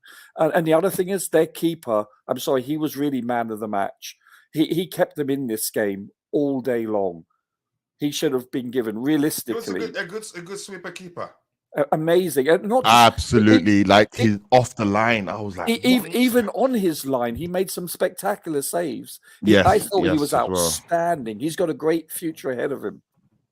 If it wasn't for his brilliant, it could have been You worse, know, actually. Easily. Spurs are definitely the more mature team, Yes. the more rehearsed team, the better team. You know, in terms of their being put together, for sure. 100%, That's 100%. why it's an even bigger slap in the face for them. Right. And you're right. I don't think they lost their heads. I think it was a mixture of a certain amount of overconfidence because that high line was overconfident. They said, "Oh, we got these kids. We can still play With like 9 men, and with 9 men, and we can still get something." And to be fair to them, they nearly did. But however, whatever psychological hoodoo we've got on them, you know, I'm happy for it, and I remain happy that we actually played a game very badly and we won, which is part of a development that I hope they learn from. You know, please God, let Man City not show their quality against us, because talk about rehearsed team, they can do everything they do on the pitch blindfolded. So we've got to really, we've got to really, really up the ante. But the thing is about this team is somewhere along the line we know we can do it. We know all these mess ups and all these actions of the players is just down to the age, and when it clicks, oh my goodness, they're as good as anybody, but it has to click. And you know, that's what the growing pains we're going through right now is agony, and it's going to happen with this kind of team. I also think, Bobby, that the crowd, I think it got to the Spurs players. I think I think their adrenaline was so pumping high because of that atmosphere. They were pumped. Like, no high MDMA couldn't top it. I don't understand. Seriously, you're pumped, you're amped, you're unbeaten, you're playing a weak you got it. side. They were amped. There you go. You are on top of the league. We can do the high, the rush is unimaginable. You know what I mean? And they just whoosh, everything was on. Tactics came out the window, no composure, just going stuck in. There was no reasons for why Udogie would go in 2-footed, or even at the second time when Sterling had kind of got away and you've come off your line to go in on him. That was just over exuberant. Like, let me get the crowd to jeer at me when I make a brilliant tackle so I can jeer them on, like, yeah, let's go. You know, that was it was just too much. So yeah, I can imagine they fell and they crumbled. I agree. I think them losing their undoing. I think that's it. Yeah. Let me get what we have in the chat. I'll come back with another question. I want us to talk about the importance of that win and other questions we have. We actually started playing well when we were 11 versus 11 as well. Yeah, I think I agree. We pressured them. I started pressuring them at one point and created chances. But yeah, we never know. We wouldn't know. It's a lot of questions hanging in there. And Rashford thinks Jackson had if that's the way you want to say it, 3 goals at least. Show us the one for Rashford. We want to see it. And Chimera saying, Kim, like a wrecking, just go away. Jackson, more goals than 200 million, Anthony. Yeah, I don't know what sort of player Anthony is. Deal with him there, God of Frogs. Man United, the best player this season has been McTominay. I think I agree with you. Deal with him, but I'm going to move on from your conversations there and try to get something is in the chat there. It's kind of mad the disrespect both McTominay and Gallagher get. Okay, you guys slug it out there. 3 points. 3 points, Lane. That would take time before it changes. Coach, please tell me that Anthony Taylor is not the rev for the Man City game against Chelsea. Rumors are, I haven't checked, that he will be the one. Is it a rumor? It has to be a joke. This man was demoted to the Championship and then being brought back to officiate our game against Manchester City. I don't know. I'll check, honestly, but we'll check. If he's going to be the one, I think we'd see that on the screen. Gallagher looks slow, but still, he did well, in my opinion. I think he did well. His energy, was you can say was well utilized. It was useful for us yesterday. They need to rest manage him before he gets many injuries. I think I agree with you. Again, we have to understand that he shouldn't be playing every game. If he gets injured, honestly, as much as I don't think he's not one of my favorite players at Chelsea, if he gets injured, we're in trouble. Yeah, because he's the only one that offers what he offers. No other player does. He's an alien, possibly. And I remember the Bluetooth game saying he checked his injury record and it literally said no entries. Yeah. We were the underdog going into this game. Same with Arsenal. Same Liverpool too. Beggars cannot be choosers. I only hope we can build something from this. We'll talk about the importance of the win, and then we'll talk about the fact we're unpredictable. I think managers would dread that. They would dread that quite a lot. They never know what they're going to get, no matter how good they are.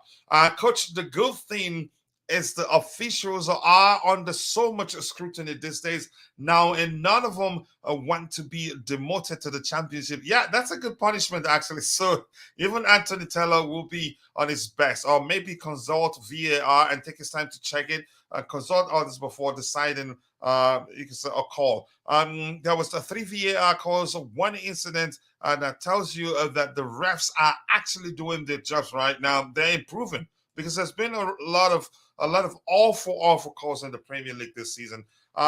Just for the record, Anthony Taylor has been removed from a championship and is back to officiating Chelsea's next game against City. So that wasn't a rumor, excuse me.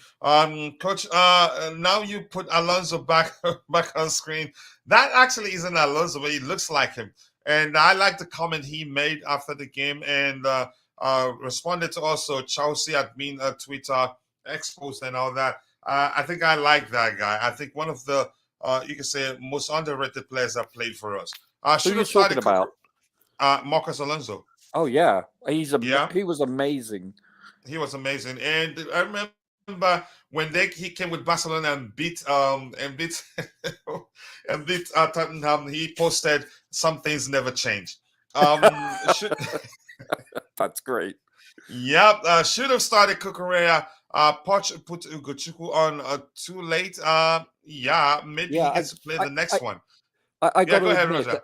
I've got to admit, I thought Leslie should have come on earlier. That's my one criticism of Poch. You know, I thought he should have come on a lot earlier, actually. You could say Enzo wasn't the same after that incident. No, I'm actually quite concerned about him going forward. That could be a serious injury. His ankle's probably blown up right now. He's probably got a lot of ice on it. Yeah, ankle injury takes time before gradually. That's a serious freaking sprained ligaments. Probably that's a serious bloody tackle. I mean, that was malicious. I mean, that's a leg breaker. Period. Yeah, and you noticed the manager played Palmer deeper, and we did have that conversation when we consider what we're going to do in the absence of Enzo, because he's too important. He's not scoring goals, but he's too important for this team in terms of controlling games, and you can say helping us measure up to the opponent because of his vision around the pitch and all that. And Palmer, we did talk about how he can actually execute that, and he did well. I don't know. You wanted to say something, Roger? Sorry. He played really well the whole game, Palmer. From the very first minute, I can't believe I'm saying this, but he looks our most polished player, and he's one of the youngest. I'm just watching the game again. I've been saying that for 1,000 years. That's a tapping right? 1,000 years. I'm watching the game on the big screen right now while talking to you, and they've just shown the penalty. And I've got to admit, their keeper, he was unlucky not to save that, and that's a very well taken penalty. The power behind it didn't. Yeah, I think give Palmer some credit. No, it was a perfectly taken penalty, and the fact that he got a hand or two hands on it is pretty impressive. It's virtually unstoppable. So that tells you how good of a game this goalkeeper had, and I think he was worthy of man of the match. I really do, and this is coming from a diehard Chelsea fan that detests with every fibre of his being everything that Tottenham stand for. That's how good he played. I've got to give him kudos for that. Yeah, I have to agree. He did very well. One thing this young Chelsea side also have to learn.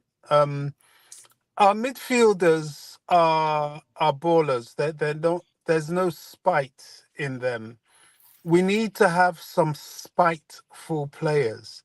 Why I say this is that, Levi Colwill was upset by the obvious fact that people like Romario and particularly you, Doggy, I'm going to keep disrespecting his name. I'm sorry. I'm sorry. I'm sorry. Quickly, Roger, Bobby, you've gone from Romero. Gradually, it's turning into Romario. The next one you say, I think it will sound. Romero. Whichever Spurs player I disrespect his name, I don't care unless it causes offense to anybody. Then I will correct that. Right. It's it's not meant to be offensive. It's done in. No, it's not meant to be. No, it's done in jest. Banter. Yeah, exactly. It's done. Go ahead, Bobby. Exactly. So we need that spite. I remember back in the day, somebody like Mikel was not a dirty player, but he knew how to take care of himself. He could leave his studs in where needed. Same with Ivanovic. Definitely John Terry would have definitely nobbled one or two people if they were playing like that against us. So, we don't actually have that. We got too many gentlemen on the field. I was hoping with time, Disasi could give us a bit of that. With time, I don't expect that from Enzo. It's not his game. No. I don't even expect that from Caicedo. I don't know. It's not Gallagher's game, but being an Englishman, I think he should know that there are times, because he's come through the youth system, he's played this lot as a youth player, they're exactly the same. I think you mean playing with an edge, right? No, doing some spiteful things. Right, playing with an edge. Well, a bit more than an edge. Spite. That's the word. Dennis Bergkamp was very good at being spiteful. He would leave his stud somewhere, his elbow somewhere, and you think, butter wouldn't melt. We needed that, Exactly. He was that kind of player. But he was a skillful player too. He was a fantastic player, but we needed that against Spurs. We were too easily getting beaten up without taking revenge. Had we taken revenge, maybe one or two of their players would have been sent off quicker. I'm so glad that their injuries. Yeah, maybe you would get a red card too. Well, this is the sad. Well, that's why I say when you're spiteful, there's a way you do it. You can get away with it, like Dennis Bergkamp used to. Although this day and age of VAR, who knows? They may not. I'm so happy that the injuries to Maddison and their defender were actual genuine injuries, because the way VAR was playing them over and over again, especially the Maddison one, you could just tell they were waiting and hoping that they could get a Chelsea player involved. Oh God, that's just it. And this idea of having what's his name, Anthony Taylor, I'm not happy with it, because a leopard never changes his spots. He might go and initially look like he's doing a good job, but he'll be just looking for an opportunity to drop one on us. All right, let me give those in the chat the microphone. Just give me a minute or two to catch up there. I called you guys. I have to go back to my work, but I'll catch you guys in a bit. Much love, brother. I'll try to reach out to you again more often than I've done. No problem. I just sorry about yesterday as well. I tried to join, but I had to rush back in as well, man. But yeah, big up everyone. I'll give you guys. Believe me, I understand. I understand, bro. Bills don't pay themselves. Man. Yeah. Big up, Thank you, brother. Man gets demoted and then promoted to the best fixture in the calendar in 1 week. Make that make sense. They feel like that a 1 week demotion you can say would be good enough to get him to get his act together. I did like Jackson's comments after the game interview. What did he say? I haven't paid attention to any post-match interviews except looking at what Rudiger had to say, what Alonso said and all that. Also, and I was busy making my own post also the goal celebration.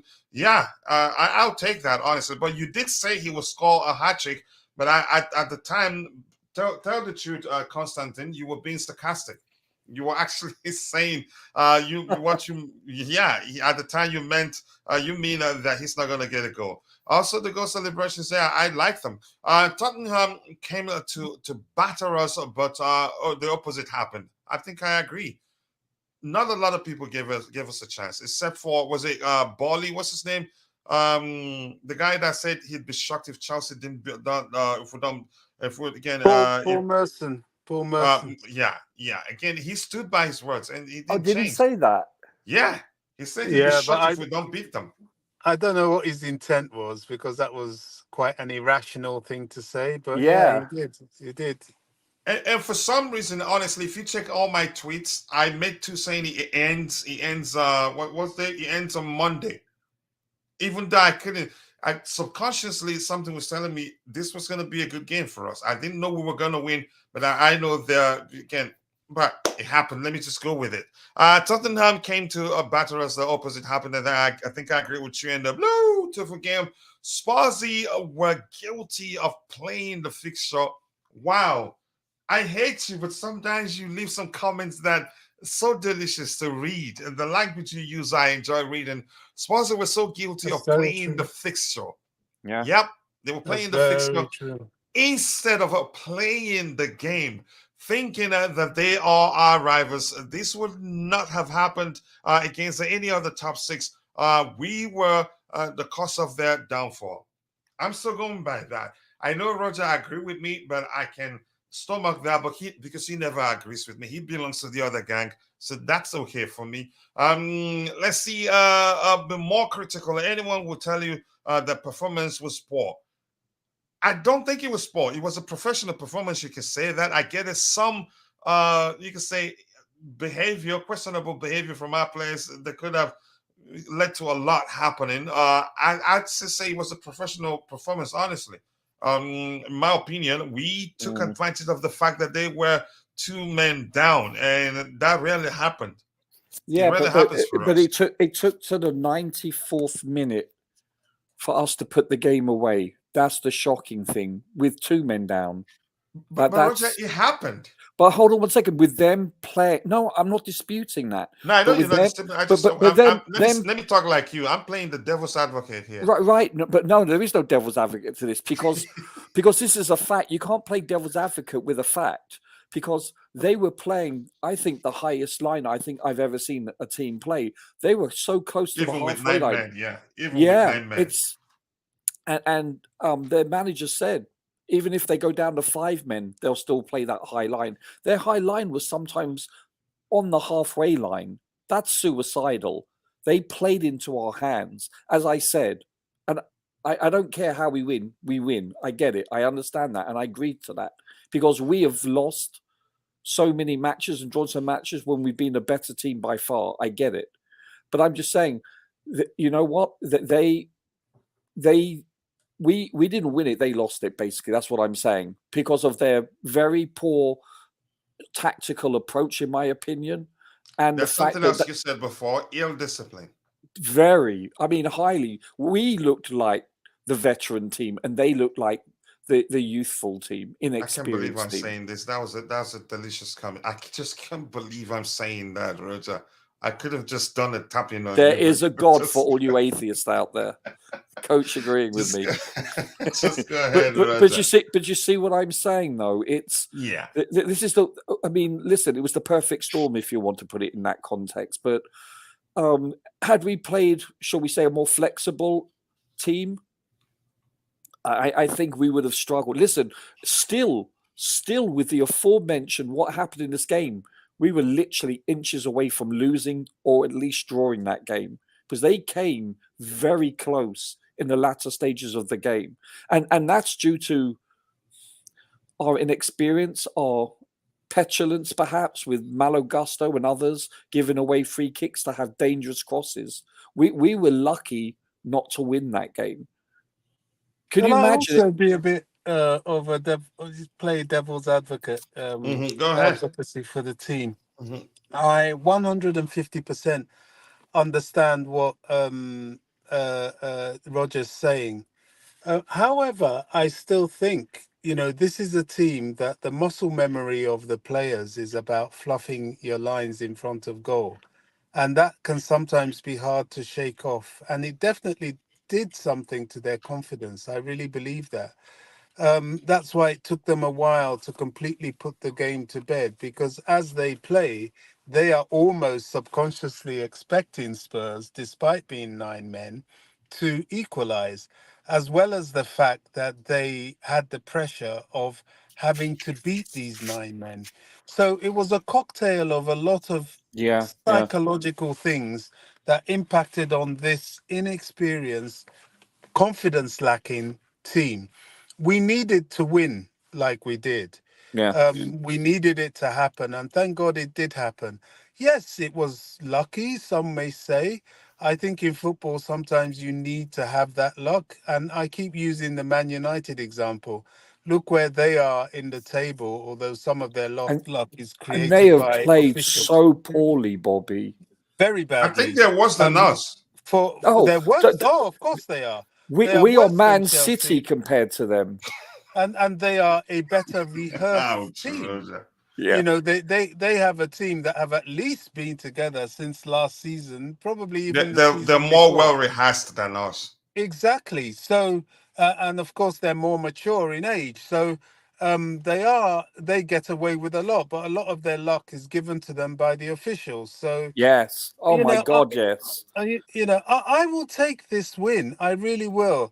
With trepidations for the Man City game, I don't feel confident, to be honest. But every little thing we do that gets us on the right path of success in football can only help the players. And as I keep saying, one day, if they keep having these limp along Cassidy wins, one day when it clicks, my goodness, I really feel for the people at the other end of that. No, I agree. Can I just say something very briefly? We need to discuss a couple of things. One, shall we say, vulnerability with the back line displayed in this game. I thought we were shaky at times. The other thing I wanted us to discuss, whether it's this show or but it doesn't have to be this show, Coach. But just like going forward, was also the keeper. Listen, I thought he had a pretty good game. I was a bit disconcerted with it, how he conceded the Son second goal that was ruled offside. But I understand it's like 7-8 yards out. I get it. His distribution was a bit iffy at times, but then again, it's a very hostile area, and he didn't make any mistakes. Let's be honest. So, and the other thing was, I'm trying to think now. I think I lost my train of thought. But the amount of offsides that we had. First of all, 21 fouls was unacceptable. But more importantly, I think this is a sign of a team with collectively and individually with not much confidence when players leave early. And then these are players with speed, like a Sterling, like a Mudryk, like a Jackson. This needs to stop. I don't know how many times we were caught offside, but it was telling, time and time again, especially when they were down to 1 and 2 men. That shouldn't be happening. Yeah, let me catch up with what we have in the chat, and if I read a few, I will scroll to the very bottom, and then I'll try the best I can to get your subsequent contributions in the chat. Again, it has been very difficult for me, but life is like this. Now, my first hat trick, and I am very happy. I did it in the biggest club in England and everywhere. Wow, the language Chelsea fans love to hear. I think it's a good comment. Life has been very difficult for him. Moving to hasn't helped, but he started very well actually. One point started losing confidence, but I think this will go a long way. And I suspected he was going to start, but pressure. The panelists and everyone has pressured me into believing that maybe it was me. I looked back and said maybe had he scored against what's the last game we played that he'd start, but he didn't. But yeah, good one. Thank you. I always need to improve. Always need to work harder. I'm guessing that's the part you like, Constantine Dante. Correct me if I'm wrong. We continue working, and now this hat trick is in the past, so we forget about it and move forward. That's the mentality I want. Yeah, it doesn't. This hat trick doesn't define the next game. It gives you confidence, but you know you have some work to do. I like that mentality. I do like it, in my opinion. Like the show, Tom. I be the kun. Nice to see you, brother. Keep dropping the likes on the stream, people. 59 likes. We should be doing better than that. And if you're watching, you haven't, please do take a second to drop a like on the stream for us. The likes that do go a long way. We're getting to looking at the numbers. Let's see, and definitely we'll look at Roger's cousin to see, how he did. If I ran for presidency, I'd get Dante's vote quickly. Okay, let's see that happen. And Lean Man says a good match, but improvements needed. I'd prefer that language. I prefer, but please, this is too long. Let me get a few before it gets worse, please. Okay, if you don't mind. It's too long. Good match, but improvements need. I like that one, honestly. The Undertaker, one word man says, I am not happy with the performance, but I am happy with the result. Oh, yeah, I think that works for me. And the debate, from the Madiba land, much love to you, my brother. Come on, Chelsea, let's go. Hit the like button, people, and also do subscribe to the channel if you haven't. And go check out my bro's YouTube channel. Let's help him get to 1,000 subscribers as soon as possible. Hopefully, time will allow him to stream as often as possible as soon so that he can grow as quickly. Big up, Kachula. I hope you're good. I'm good. In life, no limit. I haven't seen you in a while. Hopefully, the case will be that you've been busy and know that anything wrong has happened. Big up, Coach. What do Harry Kane and Nicolas Jackson have in common? Both scored a hat trick at the new stadium. And that's a good one. I like that. Yep. Another thing is that they're capable of dropping deep and participating in the play, and also creating chances for their attacking teammates. Anthony Taylor will take charge of Sunday's game between Chelsea and Manchester City, according to our bro here, an OG here, AD for Blue. I cannot thank you enough for all the love and how you've helped me stay up to date, even. Yeah, because I do everything alone, so it's been difficult. But without you, I don't know. Maybe I'd be taking a break right now. But Eddie, thank you so much, and all the panelists, of course, everybody, and a lot of people in the community. Chelsea fans not happy. I should understand that we have played well this season and got nothing for once. We weren't great, but we won. Yeah, that's how I see it. Tinawa says we have the ammunition enough to frustrate any team. Arsenal and now Tottenham. We showed them. And Adebayo, nice to see you, brother. Great victory. But Poch hasn't drilled a system into our team. We're so poor. We were so poor, you think? We're so poor overall, not where.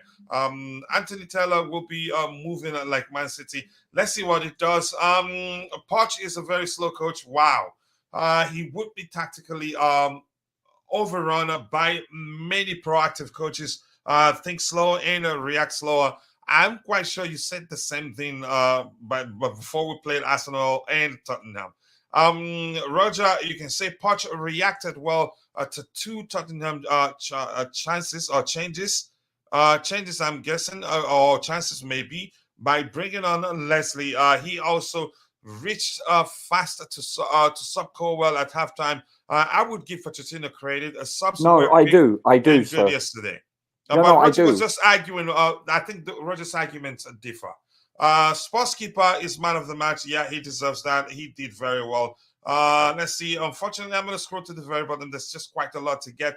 The sports goalkeeper was kept. He kept him in the game. Robert Bambi on ice, like Sanchez could never. Houston. One thing I haven't seen Sanchez do, I don't think he's a sweeper keeper, and that's concerning for me. Honestly, that's seriously concerning. He needs to add that to his game. Big up Dante, Chimera, Rashi, Tabel, and everybody else in the blue TV game. And Bobby, of course. You love him, and we all love Bobby here. But nice to see you again, Mitch Boy. Please, guys, all of you, Patrick Joyce, all of you there, if you haven't, go subscribe to Mitchy Boy's YouTube channel. He's a brother, and by now, if you visit his channel, you'd know how we have a good relationship. We're good friends now, and we'll become brothers over time. Brothers, yeah, again, we're content creators out there, but beyond that, I think we trust each other, and I think we'll help. You can say we're selfless in terms of how we support each other. Roger Dinho, what did you make of Udogie's two-footed tackle? I think you've heard him speak about that. Straight red. Does it meet your world class standards? He said it's straight red, red card. I'm sure you heard him say that. Big up, coach, my pal. I don't like you either, so thank you. Just go away. Sup, Michi. The adjustment made by Pochettino after 9 midfield reorganized to address Madison's passes for first goal. He did make good in-game adjustments. He was on fire. Probably Saints. Okay, yeah, I hear you. Okay, let's see. Sanchez actually made a crucial save. He did. He always makes good saves. My biggest concern has always been, his distribution. Sometimes it can be just wasting the ball. JC, let's see, he didn't really, the way Pochettino also was in the ears of Gallagher and Mudryk to show how to break up their high line. Poch was switched on totally. Man must have given his due. Okay, he made the game. Gallagher looked composed. Gallagher did very well yesterday, honestly, in my opinion. He did very, very well. There you go. I can't thank you enough, brother. I will reciprocate in a big way. I actually was trying to give away membership. I don't know why I wasn't able to do that. I don't know if it was because I have a channel, but let's see. Crystal Ball, Michi. Yeah, 1-3 goes. Here's the thing: you're not winning anything. If anything, you get a high five. Look at the mathematics he's saying, Roger. He said we were going to win by 3 goes to nothing. So we won by 4-1. So he's telling me that -1 that we consider is still 3-0. No, the most I would do is give you a high five. Any news on Enzo? That tackle was a shocker. It was could have breaking again. It could have been worse, in my opinion, but I'm glad they checked it. And Roger, just quickly before I think that's it. I'm just going to scroll to the very bottom. Let's talk about this quickly, Roger. Is it somebody in the chat said had what's his name? Casade's goal not been disallowed. That would not be a red. No, let's say Casade's goal was allowed. They'll go back to it. That's a red. Yeah, because if they review it, which means if you kill somebody and if the goal is scored, that's it. Yeah, that does not preclude the VAR people going back and checking it and bring it to the attention of the referee. It has no bearing whatsoever on the outcome of a red. Casade's goal could have stood. He still would have been sent off. Period. Yeah, because it wouldn't make sense if that's the case. But Bobby, you wanted to say something. Let's hear you. Sorry, I had to try to get more of what we have in the chat here. Yeah, I did kind of want to go to the City game very briefly. I know we're going to have plenty of time for that. Go ahead. But one of the things that gives me a little bit of concern, and this. You there, Bobby? I think we lost him because he's on the road. Can you hear me? Yeah, now we can. Yeah, go ahead. Either these players will become a problem to City and old players syndrome will kick in, or Pep Guardiola and the City players will know just a bit too much about them, and it may not be so well for them in terms of Palmer and Raheem Sterling. Now, I have never liked the idea that Pochettino seems to depend so much on Sterling offensively. Now, I get it. I'm not sort of, disparaging him, because at the moment, Sterling is all we've got in terms of an offensive, tricky playmaker kind of player. It's close to the sort of way we were using people like Hazard and so on. He's nowhere near that standard, but he's all we've got. So I get what Poch is doing. However, it's very one-dimensional, as it showed yesterday, and if that's how we're going to play against City, with the likes of Rodri, Stones, all these somewhat very savvy players, it's a bit of a concern. So he really needs to, one, do things a bit differently, and two, find a way to get these boys to bring out some kind of A game. I just thought I wanted to throw that in there because the City game is definitely no gimme at all. It's a bit of a concern. However, it's good to be concerned because being concerned means we are, we need to be on our toes, and that's probably when we're at our best. Yeah, it means we know, you can say, the magnitude of the challenge we'll be facing on that day. Oh, Yeah, yes. and then we'll be better prepared. Roger, let's hear you. Let me hear you before I go back to Robbie with the same But question. I hope City have a Champions League game this week, do they? I hope so. They should. Good. Because the They should. more I we haven't checked this. can, Yeah, the more we can hope for them to be slightly worn out, the better. but they have a big squad. I think that's nothing really.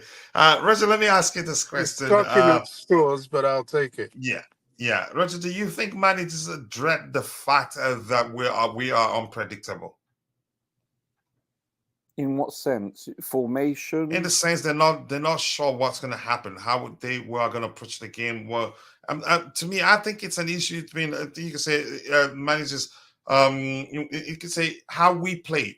I think we've been changing things up every now and then in terms of our approach, or maybe unpredictable. You can say, another sense of the fact that we're entirely new. We have an entirely new squad. They don't know us that well. By the way, today Man City play Young Boys, just to let you know, at 8 o'clock tonight, Bobby. Yeah, I think to a certain extent, but I think Pep, an experienced coach / manager with his coaching staff and his very experienced squad, I don't think that they're going to be caught out. I think, listen, we don't really switch to a back three like a traditional back three. We have a hybrid back three. I don't think we're going to be throwing any curveballs like that, like massive formational changes. I do think, though, and I think that no one's really spoke about it, is the fact that I actually thought our formation wasn't working in the first half. We were using a 4-2-3-1. I think we should have used a 4-3-3 and then out of possession of 4-4-2 with a box midfield. To basically, if you look at their first goal, that pass, it dissected our midfield. Where was Casado? Where was Enzo? It was poor. We were cut wide open. But yeah, I mean, he has that to worry about. We're very flexible in our formations, whether it's 4-2-3-1 or a 4-3-3 that goes into a 4-4-2 or a 4-2-3-1 that goes into a 4-1-4-1. But their squad is so well versed, so experienced. They're used to these formations. You're missing one thing. Well rehearsed. Yeah, I avoided that, by the way, intentionally. They're prepared. They have seen everything. There's nothing new that this coaching staff and this team have not seen. This is a mature, seasoned, battle-tested squad. There's nothing that we can throw at them. They'll say, "Whoa, haven't seen this before." So no, I don't think. Now I think they'll respect that we're fluid, and that could cause some problems, especially if they're without De Bruyne, etc. But yeah, I see where you're coming from, but not really, because of the fact that this is a formidable team. We're going to. I personally think they're the best team in the world. I really do, squad-wise. Any day. But it's not a given. No, not on any given day, Coach. You can have a Burnley be the City. Look, Wolves beat City. Was it Wolves, Bobby? I think it was Wolves. Someone beat City this year. There's no undefeated team. So any given day, look, Spurs went down to 9 players. Who saw that coming? I mean, yeah, that's more predictable than Wolves beating City, but you get my gist. No, it can happen. In fact, this league, the thing that separates the Premier League from any other top European league is not the top 10, it's the bottom 10. They are, like, if you had a league where the top 5 leagues played only their bottom 10 teams, I'm pretty sure the Premier League would win because they're deeper. They really are.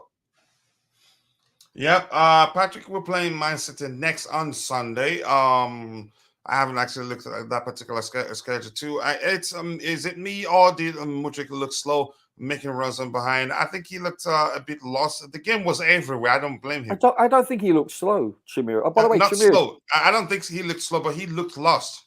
Chimera, I assume you took a shower last night or this morning since we won. That was the funniest comment all day yesterday. That was brilliant. Oh my goodness! Need some Mitchie positive vibes on there. Let's go, Charles. The future is bright. It's as simple as that. So bright you need glasses to look at it. Let's see what else we have here. Chelsea have more offsides in one game than the combined offside of a match between two teams. Hesitant. I'm going to say this. I think that part of that was lack of confidence. And sometimes our attacking players will make a run and the ball comes late to them. Which Chelsea player scored his scored in last night? You didn't watch the game? And I thought you said, didn't you say, were you not the one that told us you were going to the game, Patrick? Anyway, I think it's easy to. Jackson scored 3 and Palmer converted the penalty. That was the first goal, actually. So, yeah, it's a pretty simple football. When you play an opposition team with high line and down, 2 men just need to play triangles, then overlap runs. Not sure what we were doing. That was it's easy. It's actually very difficult to tell how we approach that game. Maybe you have to watch it severally to be able to come to a sensible conclusion with regards to how we approach the game. I was at the Tottenham Spurs Stadium last night. So did you sleep off? How drunk were you? You just asked. Yeah, you told me you were going to this. I was correct. You told us you were at the game. How were you able not to tell who scored the goals? Were you? I don't know. Yeah, but I told you the people that scored. That could be a sarcastic comment, maybe. Yeah, possibly, or maybe he just wants us to talk about it more. Yeah, yeah. If this is the best way to win a game, then it's fine by me. I think I agree. We all begged Potter to do such thing. And we're all asked at one point, I think a few days ago, I did say something similar, saying, it doesn't matter to me. Let's just win games. These kids, they need that game to develop a winning mentality. And that's the sort of win that I don't mind. Just win. And it grows a team, coach. You know, it matures the team. Yeah, go ahead. Go ahead. They have a better understanding that, you know what, bloody hell, we have played so well in so many games, and yet we've dropped points, whether that's through a draw or a loss. And conversely, they'll understand that, you know what, you don't have to play the perfect game to win. You can win ugly. And I think that gives them perspective. Can you, while you are at it, can you talk about the importance of beating, you can say, a side like Tottenham, who they haven't lost a single game in I think 11 games at the time. Yeah, 11 games in total, and we beat them by 4-1. How important that win? How important will it be for this young squad going forward? Since you talked about the fact that they will learn, you know what? It doesn't have to be pretty, because we've been playing very well and not winning games. And now look at how dirty this game was, and we won. So let's hear you talk about the importance of that win, Roger. I think it's huge with regards to confidence. I really do. I think it's imperative. This is a young team. I cannot emphasize this enough. It's so bloody youthful. And I think this will go a long way imparting to them that, you know what, we can win dirty. Any time that you can win any match, doesn't matter who your opponent is, it gives you incentive, it revitalizes you. Because this is a long season and it's draining and it's demanding on the body, not just through the kilometers/miles that you have to rack up in training and on game day, but also the nicks and the injuries you get. And so the mind does wonders when you're winning. Also it creates harmony in the locker room. Let's not forget that, because it's got to be so frustrating no matter how well you play, but you're either losing or drawing games. That creates tension at every level, whether it's subconscious or conscious. So these small things, that they go a long way, and it will be reinforced by the coaching staff. These things matter. You have to understand that these players are human, and there's the psychological aspect, the locker room aspect, that is just as equally as important as how they conduct themselves on the pitch. We need to understand that it's a team sport, and morale is very important, and it is at times quite fragile. Yeah, I do agree with you. That match on Sunday against the City might be a big humbler. You don't give us a chance. Every game after game, you keep saying how we'll be humbled, how the opposition will mop the floor with us. Just when we could sit 7 to end 3 points away from top 6, we fumble the bag. I think I like it. Maybe it's a sign that we'll end up getting a good result in that, and I think we can, because they don't defend deep. It's simple logic these days. There's a pattern. If you've been paying attention, it would be a typical Chelsea thing. But we'll find out on the day. Even Liverpool fans were supporting Chelsea. Yeah, City fans, Arsenal fans. Of course. Yeah, all of them were on our side. I have played one game in my life where that exact scenario, 2 men down, high line, and I had a 4 assist personal best. We won 6-1. Opposition team won league that year. That's football for you. You just cannot script the game. It's simple as that. Excuse me, Roger responded to somebody there, and my bro is in the chat there. Bro, can you share the link to your channel so people can go check it out, please? Mitchell, please do the same. Santiago Muno, big up to you. Nice to see you. I hope you're doing well. Let's see. Hey, Dodger Donkey, great win, buddy. Needed that. But Mitch, I don't think you'd like Roger now. He's saying, I'm not going to say what he said. I think you heard everything. Sub Dante. Let's see. What else do we have here? Oh, bro, what a morning. Nice to be a Chelsea fan. That's it. The most important thing, we won. I get it. There are issues, and Roger was factual.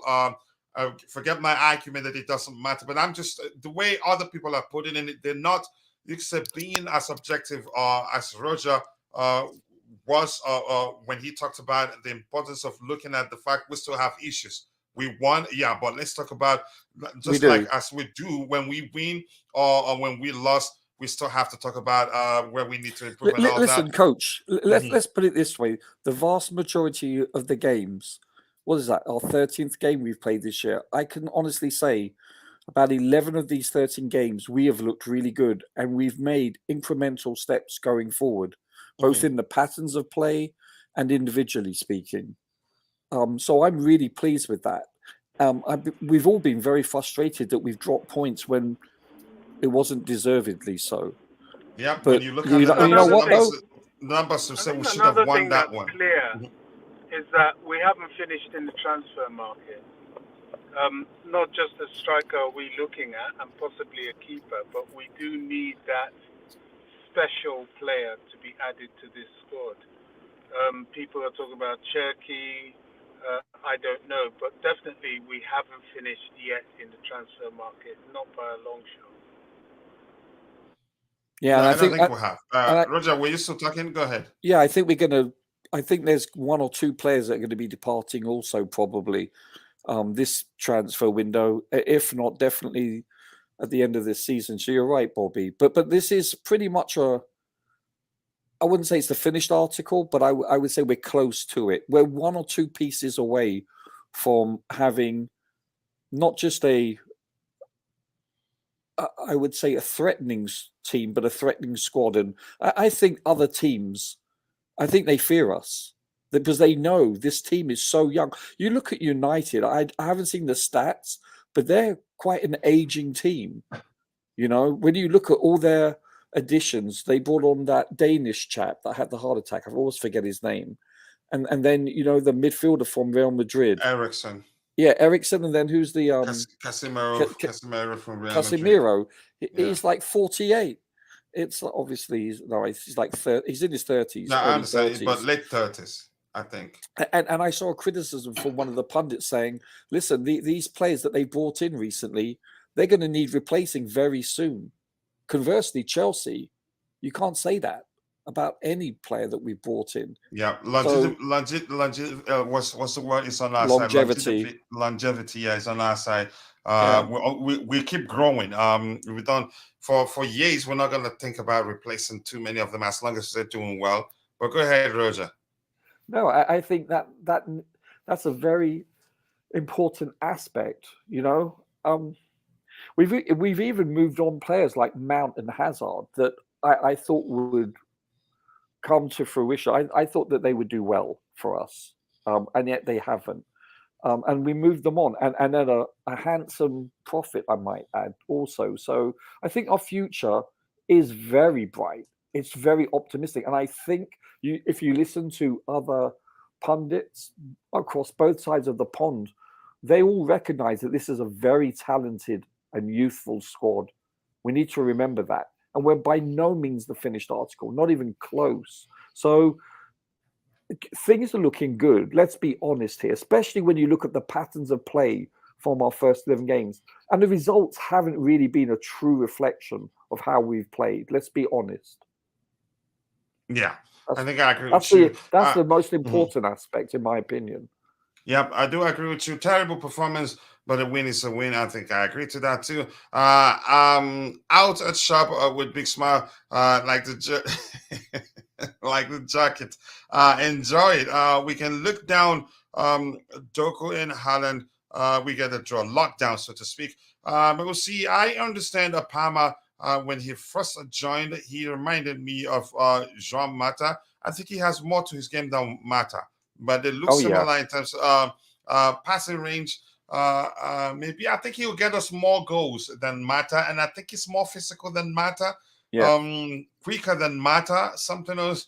And his ball winning ability also in the final third. His 1-2 that we got goals from in the final third. Mata didn't have that in his game. I think he's stronger than Mata, but overall passing ability and passing range, you could say they're similar in terms of their vision. Yeah, aerially, he's much superior to Mata. He's much superior. Yeah, and I think the only thing they have in common is their intelligence. And if you make a move, they'd see you. To be honest, the Spurs manager was poor in adapting to the situation. Even after trying to put the ball over the top, and it was successful. They kept playing it silly. Wow, some observations there. Enzo called out the bench to change formation, and James subsequently reached out to the bench tactically. I'm concerned. I'm not concerned. If you have the manager that has you could call that open door policy. Open to listening to his players when they say this isn't working. If that was in fact the case, Roger, you get my argument. Yeah, of course. Yeah, listen. Go ahead. Listen, coaches listen to players during the game because they're the ones that they know. When you have a midfielder, and by the way, most of these players that play for us are all internationals. They play at the highest level. They understand tactics, not to the degree and nuances of the coaching staff, obviously, but they respect input. Now, conversely speaking, you can say the coaches are saying, don't worry, we understand that. And they're looking at it from, shall we say, the 30,000 foot level. And they're looking at the big picture. So it depends. But you know what? They'll take on input from players, especially if they respect it and know that that player understands conceptually what's going on. For sure. That's if indeed it did happen. But most coaches are very open to input because guess what? They all want to win. They put their ego aside. You want the players to feel important, that what they say, you can say matters. I think he makes a whole lot of difference. Go ahead, Roger. Sorry for cutting you. You would believe, that most coaches / managers are open to input and put their egos aside, their hubris aside, because, also it shows respect to the players. Also, it gives them that team spirit.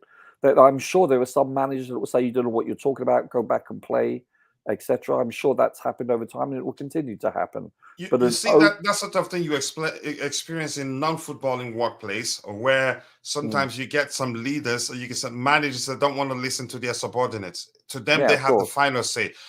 You don't get the best out of workers when that's the situation, in my opinion. But go ahead, Roger. I apologize again for cutting you off. It all depends on the shall we say, the working environment and how open-minded the coaching staffs are. But you're right about that. In shall we say, in normal business terms, in environments, that's never usually the case. Most people don't respect what's going on in the trenches unless it's something technical.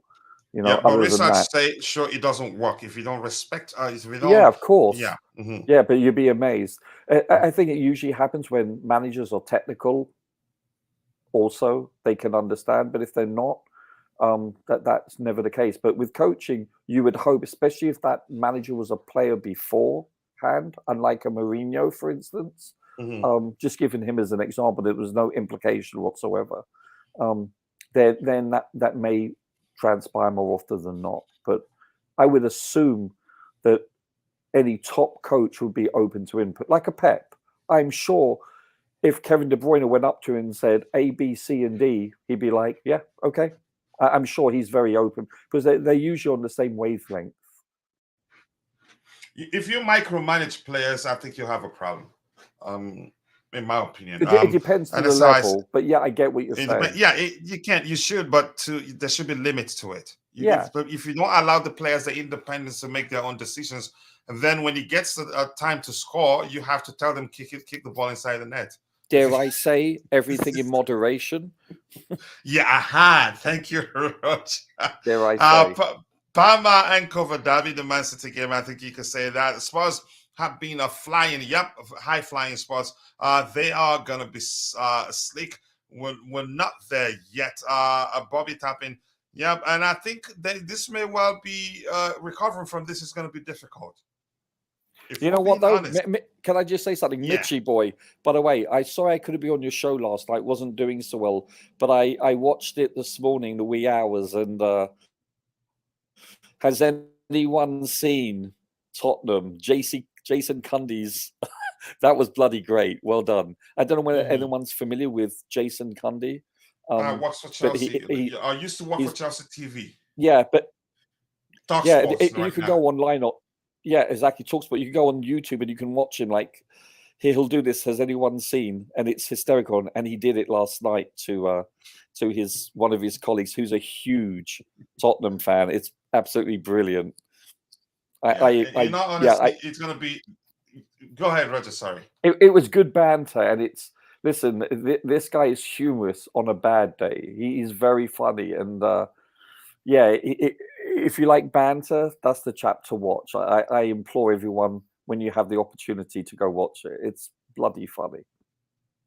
Yeah, I do agree with you. Poch came out during the weekend, talked about how we can't break down a low line team. So why play a high line?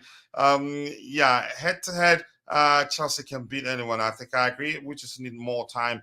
And I think if that was mind game, he played it well. They said Thiago was gone. No, sir, he was goated. I don't want to argue with anybody against his importance is undeniable in my opinion.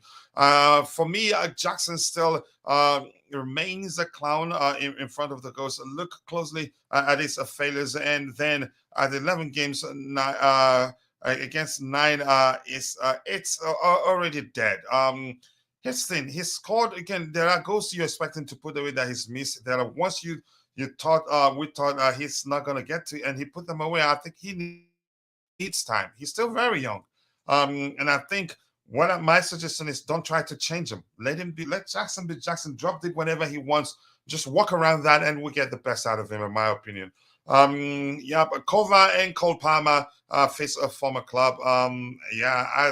From what I've seen so far, if I knew that, and you asked me at the time, Would you like if I'd like the club to change? You could say swap Kovacic for Palmer. I'd say yes, but at the time I didn't know how good Palmer was. I have to be honest.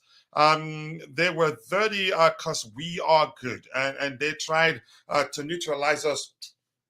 That's why, even though I don't like you, but you're on my side. Don't mind Roger. Thank you. Thank you, Mitchy. We forced them to start misbehaving and get carded. Thank you. Now I'm going to like you for just the duration of this particular show. Beyond that, you're back to me not liking you. Let's see what else we... Mitchy, what are you doing, man? What are you doing? Chimera, were you thinking of Jackson's Hatrick? I don't think you was. It's that time of the year, he says it, Jerry. Congratulations to Kachila, Michi, Raja, and all the positive souls in the community. Wow. I take that. Thank you. And you've always been positive. I think you're Poch's lawyer. Roger was Graham Potter's lawyer, but I think, he's moved on from Potter. He actually tries to avoid mentioning his name. I'm actually losing hair from all the stress this team has created. Just go bold. Just shift the whole thing off, and nobody will know. Let's see. It's not easy. It's stressful to deal with it. City are beatable, but our defense is also a horror show. Only Thiago appears to know what he does in terms of reading the game. Gallagher is atrocious in defending a set piece. That's as specific as I would want it to be, and not to say he's a bad player overall. He always is beaten by his man, and that's not his job. The person that's leading the back line, here's what I've seen teams do. One person will say, hey, you go to the other guy. You match according to height, right? In most cases, Roger. You see players swapping. You go take on that guy. I think he's bigger than me. I don't see that with our defensive line, and that's a problem. Have you noticed a few times this year that the camera has zoomed in on when we're defending corners or set pieces? Enzo with someone that's like 6'4". Have you not noticed that? Mismatch. It's a huge glaring mismatch. Exactly, Coach. I've noticed that quite often. I mean, listen, this is not a knock on Enzo. You know, this is genetics. It's not his fault. He's the height he is. It's that simple. But we do have deficiencies, and Bobby has preached this from day one, where as much as, seriously, we have, listen, this midfield of Caicedo and Enzo going forward for the next 10 plus years is going to be probably the best in the Premier League, if not Europe. It's amazing. Especially So I was going to just say, I mean, physicality is always... Sorry, guys. I mean, physicality is always something that you need to be mindful of in the Premier League. And the games that we've lost against the so-called lesser teams has been because of that. It looks like we lost him. Go ahead, Roger. Yeah, Bobby's right. Teams like West, go for it, Bobby. We must observe that. And, you know, this is why having people like Ugochukwu is so important, and probably why Poch brought him on, because Poch noticed that Spurs were looking for a set piece to give us a sucker punch with their 9 men. And he saw the deficiencies aerially and decided to bring on Ugochukwu. Now, he's a kid, and he's not exactly a giant. I mean, he's a big boy, but he's not as big as a lot of the Spurs players, but he's one of the biggest we have. So I don't know what we can do about that, because we've already sort of got our team at the moment. But we need to, this is where people like Badiashile come in. Hopefully his fitness can start to improve. And Nkunku is not particularly a big boy, but at least Brozier, you know, we have to get into this playing the physical games, because at the moment we rely too much on the Didi men, and that's not English football at all. You can do that in Europe, but we're not in Europe, so we've got to look for the big boys a lot, because Spurs exposed that with their switching to set pieces. Sorry to cut in. Did I cut in? I must have done. I No, apologize. not at all. You did, but you're No, forgiven. You're one of his gang pair. Yeah, go ahead, Roger. This is why you look at City. They employ Stones in the midfield occasionally, and obviously he plays. What with, a baller that guy is. Yeah, I wish but he signed him. Yeah, like for instance, we could have in the future. We could have, our defense with Badiashile and company, and possibly have Colwell in midfield potentially at certain games, not every game. Do you understand? Maybe we can employ this tactical acumen going forward. I don't see why not. Like a Badiashile or a Colwell, I think have the technical ability and nous how to perform that role over time, if that makes sense. I honestly don't have an issue with that whatsoever.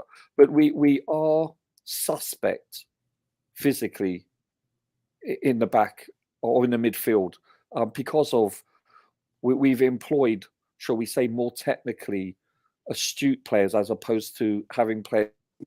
And teams recognise that, Roger, and they, like Disassi and yes. Yeah, they sniff blood. They sniff blood in the water, don't they? I mean, you're looking at teams like a Forest, like a Newcastle, a West Ham, etc. These people they have some big players all over the pitch, coach. They play to that. Pitch. They play to that weakness that we have, and it's a problem. I think this is probably why we're still looking at another defender, especially when. Chalobah leaves, and of course with the pending retirement of Thiago Silva, I think we're looking at an opportunity to get another big guy in there. That's why we're probably looking at Tapsoba and people. And I tell you what, if we don't, it will be a very big mistake. We need to focus on some height because we're lacking. All right, now thank you. Hello to you. I hope you're doing well. I will wear Rogers down, coach. Don't worry. I think I don't know. Mitchell has shared the link to his YouTube channel from all of you there in the chat. If you haven't, a lot of people miss a lot of the future. Please go check out Mitchell's YouTube channel. Be sure to subscribe. We'll have the same gang. Bobby, how tall is Bashir Humphreys? We have the same gang of panelists there, and believe me, you will enjoy it. Go ahead. Sorry. What was that? How tall is Bashir Humphreys? Like, can he make that transition across the road from Cobham to He's a big boy. I think he's at least 6'2", thereabouts. But these days, that's not big at all. 6-footers are midgets these days, especially as goalkeepers, because a lot of these boys out there, they're what, 6'4", 6'6". Especially goalkeepers are mainly 6'6" now. I'm not talking about when you were playing. Yeah, I mean, if you're 6'4" as a goalkeeper, you're pushing it. So as a defender, if you're 6'6", 6'5", it's very helpful. Now, how many defenders will be that height? They're not going to be that many. But how tall is Disassi? I think Disassi is what, 6'4"? Yeah. We've got to look at the 6'3s and above. I think Colwell's what, 6'3", 6'4". So they're not bad. But if you're looking at any less than that, you're going to struggle because the Premier League is about big boys. Right, but the good thing is when you're usually, let's say, the lower end of the spectrum for height for centre-backs, they're usually more technical and well-versed with the ball going forward. That's the advantage. They're not Bambi on ice most of the time. But I get what you're saying, though. There has to be a happy balance, right? To get someone that's physical and yet good with their feet. I'd rather have someone that is 6'3", 6'4", as opposed to 6'6", 6'7", but that slightly lesser imposing person is better with their feet and isn't a weak link, if that makes sense. Because we play out of the back, and I think Bashir Humphreys. I'm so keen. And I'm glad Pochettino has seen the importance of us keeping Ugochukwu in midfield. That height in midfield is also needed, and he offers that, and it's priceless. It really is. And he's young. Well, yeah, I mean, they're definitely like everybody else in the team, but I'm just talking of functionally. It's an area that we really need. Yeah, the wingers they can be, slightly lacking in height, and one or two of the Sure. midfielders probably as well. But your defensive line, I mean, Cucurella is too small, really, and that's why he doesn't like to play Martson. And I can see why. Can you imagine Martson there yesterday? He would have Oh been no. dwarfed, no But you matter know what how well though? you can jump. But Cucurella, though, you must admit, even though he's not exactly 6'8", the He man does well. competes aerially. He either wins the ball or he puts off his opponent where He does. I'm telling I'm you, not concerned about his aerial ability and his height, actually. yeah, because to he be can honest leap. with you, neither am I. Actually, he acquits himself very well. The only thing that I would have to say about Cucurella is maybe he needs to get a haircut because his hair's getting pulled too often. Other than that, he's got hops. He's got hang time, as they I, say, like Michael I Jordan. think He has I hang agree. time. Maybe he uses his hair to head the ball as well. Samson, right? It's his strength. Yeah, maybe. You never know. Yeah, and Romero nearly gave him a haircut without a clipper. Yeah, so good comment for you. Yeah. Please go check out Mitchie Boy's YouTube channel, Kim. So all of you, let's help him get to 2,000 as soon as possible. I think he can. He presents good content to Chelsea fans. Roger, they are mature. I'm not sure who he's referencing. Keep dropping the likes on the stream, people. The likes to go along. We appreciate you all finding the time to join the show. I hope you're doing great. Yep, talk with him. Ooh, and Chama Kuchila, great show as always. Have a great day, everyone. Chama, much love to you. I appreciate you finding the time to be part of the show today. Thank you so much, and God bless you. Have a nice day. And Kuchila is moving like Paul Heyman with the shamelessness. Yeah, shamelessly, I'm taking the win. Go with Chimera. Palmer is a shoe-in to be a world star. He's getting there even quicker than I anticipated. We just need Mudryk to step up. I think he will. He was doing well until he got injured. And sign another top-tier winger and a striker, and we are good. Noni is not it, and Jackson should be an understudy. Maybe that will work. Maybe competition, college competition, or maybe if he starts playing as an understudy, maybe he does better. But I think the signs are he will do well. He started very well, just wasn't clinical at the time. And when he started being clinical, something happened after that ankle wrist injury. He lost confidence. And the 3 goals, you know what that would do for him. I don't need to tell you that. Let's see. Did you watch the game back, Michi? I think I've watched it like 2.5 times. I slept off during the other one, but I will again. Plenty of it's that sort of game that I don't delete from my machine. But that one was again in Peacock. I don't know how long games last in Peacock. If I can search and find them, I don't. Few months A usually. few months, and then it goes away. Maybe Yeah, this season. yeah. But Go ahead. I'm subscribed to an IPTV channel, and their sports video on demand. It goes back years. Which one? I can text it to you, sir. Is it Football TV? Negative. Okay, just positive. Send it to me. if you're nice to me. Yeah. Hi, Doom. Metaphors Doom. Nice to see you, brother. Did I miss this comment? Metaphors Doom. I hope you're doing well. I appreciate you joining us, brother. Let's see what else we have here. Yep, over and over again. Oladipo Mesole, Jude is in the house. Good morning, coach and everyone. Congratulations on the win, even though it looked like it was not coming. I recall you said something to that effect. You didn't expect. I think you weren't confident we were going to get a win. Should have been a 20-1. You could agree.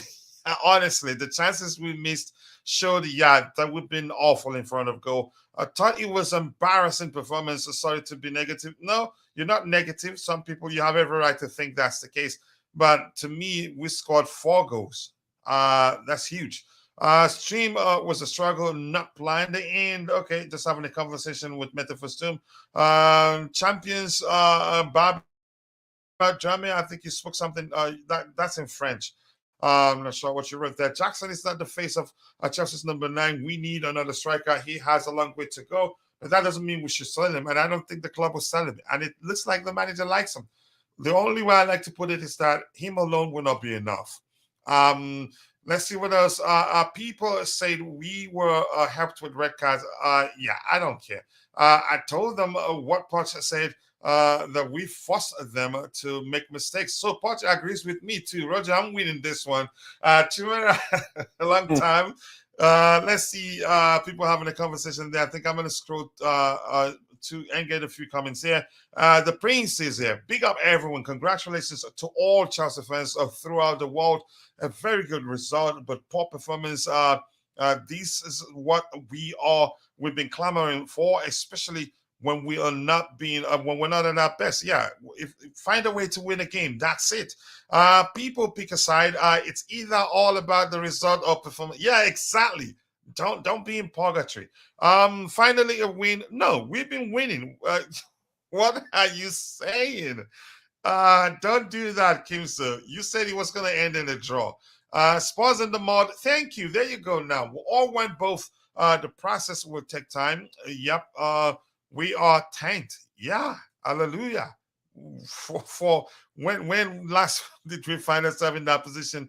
Kulu ripped Levi apart in a couple of times, but you can say they were fortuitous. I can't say they were lucky with their goal. Fortuitous, yeah. Roger is teaching me more and more words, and I'm learning. And I think he probably by now knows that I've learned quite a lot from him. Jackson has more Premier League hat tricks than Rashford. Say that louder. A win is a win. Thank you. Now you're speaking my language. The Blues, we are going far from Kenya, and that's Duncan Wangangi. That's Wangangi. Nice to see you. I appreciate you joining me, Mr. Wangangi. Kuku's here. I agree, Chimera. Let's have a conversation there, Roger. What would be your bare minimum expectation for this season? A cup. We answered that. I'm gonna highlight it if we have time. Hi everyone. It's been a while. Yeah, Radio, nice to see you. I hope you're doing well. Hope you guys enjoyed last night. I did. Yeah, I hope you did too. You said it there. How are we struggling against 9 men? Did we struggle? No, we won, but we had issues because we created quite a lot of chances. I wouldn't say we struggled. We just wasn't clinical enough. That's how I want to see it. Roger, tell him you need Bitcoin for your IPTV. Yeah, that's true. Really? Yeah. Okay, apparently, yeah. So listen, I actually don't need it. Apparently, what they told me is you need to subscribe. Initially, when I first subscribed, you could pay with credit cards and what have you, but now they only accept Bitcoin. But if you're already a subscriber, you can pay without Bitcoin, which I don't understand why they would do that. It changes. But you know what, though? If you call them up and say, I don't have Bitcoin, gentlemen, maybe you can, maybe they will acquiesce. Allow you to register without because I called them once when they were only accepted it, and they made an exception for me. And ever since then, I've been allowed to. So... All right. This says that people are smarter than that. Why should they choose between performance and result? It doesn't work like that on real life. Stop profiling and dividing people. Wow. And we have GFC Gavin in the house. Go check out his YouTube channel. You can see the link there. I think you will enjoy his content. Let's help him grow. We are selfless, and that's why we're growing together. So please go check out Gavin's YouTube channel and subscribe. The link is there. We have to win that Carabao Cup if we play Liverpool again. I think we have to. They owe us. I think they've beaten us on 2 cup finals. Yep, in recent years. I also have IPTV. Yeah, it's cheap. But that's by the way. Thank you so much for that. What else? Anything else we want to talk about here? Roger, anything else you want to talk about? I think I've forgotten the other question. There's one other thing, just very briefly. I'm really surprised about Tottenham's first goal with regards to, how shall I put it, Kulusevski's first goal. I understand that the shot was on target, but it looks like it was going to be saved easily. It was quite a weak shot and it was deflected. Therefore, it's an own goal. So I think if that shot had not been going on target, and it was deflected, then it would be given as an own goal. But to say that it's not an own goal, I think was really factually inaccurate, because without that contact of the deflection, it's not a goal, and therefore I think it should be given as an own goal. Just being pedantic. Yeah, they were fortuitous. I hope I pronounced that correctly. But here's the thing. Yeah, they were. Let's be honest. Yeah. Listen, the first 15, 20 minutes, as I said, they were the better team by far. They were fluid. They were dissecting us. They were moving through the lines. They had great crosses. But you know what? They got lucky, and they were a bit unlucky with being offside. Had Son scored 2-0 down, this would have been a hard mountain to climb back up to. But you know what, though? It didn't, and we prevailed. I get it. But this game, seriously, it could have gone either way, especially when we were 2-1 up. We could have easily conceded, at least drawn the game, if not realistically, you lost it. It was that close. It was only until the 94th minute we put it away. This is my source of disappointment, is the fact that we didn't put it away earlier. We were susceptible to conceding. This is what I bring from this whole game going forward, is the fact that we weren't deadly enough. As Bobby would say, we didn't step down on their throats. We didn't apply enough pressure by either jumping off sides, by either fouling, or having errant crosses when people were open, like Mudrik's cross. I mean, that gives me doubt about that goal being intentional, because he could even make a simple cross with his left foot. So if he can't do that while looking at the ball, I don't see the chance of him doing it for a no-looker. So listen, that's the biggest criticism I have coming away from this game. And it's constructive. I'm just being honest. But you know what? We won, and I'll take it all day long. Let that be said. But you have to still say the truth. We should have. They should have been put away by let's say well before the first hour. Let's be honest here. It should have been like an informed Liverpool, an informed City. They, in all intents and purposes, they would have put it away. But you know what though? Yes, this is not an excuse. It's a reason. We had a very youthful team, and that was a very hostile environment. So they did good given their age. Yeah. As I said, we did not look like the youthful team. We looked like the experienced elderly statesmen, and vice versa. Yeah. Yeah. I didn't see that happening. I really didn't. I didn't see them imploding, and they did implode. And it was self-inflicted, I'll be honest with you. Yeah, they imploded. I think it's because of the pressure. Yeah. I think they let whoever said it earlier. They played for the occasion. Yeah, and not the actual. Yeah, and I think that's telling. That was the Bluetooth again. Yeah, I think there's some truth to that. I really do. And because I think they hear it all the time. 3-point lane. I think it gets to a team. Mm-hmm. All right, thank you. I'm going to get what we have in the chat. If Bobby doesn't have anything else to say, we'll call it a day. I have Smartest IPTV. It's pretty cheap and seems to be good too. Okay, Kokolowski goal was a luck. It's an own goal, Roger, but EPL hates us. It doesn't matter. It's an own goal. It's ridiculous. But yes, it doesn't matter whether it's classified an own goal or maybe someone's goal. It remains a goal.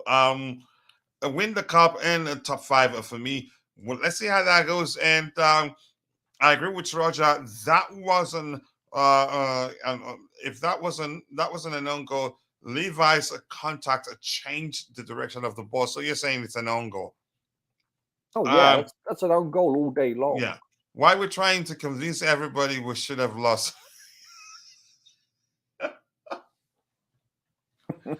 I'm not. You know what I'm doing. I know what you're doing, but I like that one from Mitchie. Mitchie, that will make a good tweet, really. And he will go viral. Chelsea fans trying so hard to convince people that Chelsea should have lost. Thanks, Mitchie. Thanks. Yeah, I think you should go for it. No, he's not saying you. He's not saying you. He's paying attention to what everyone else is saying. But listen, I really do like that.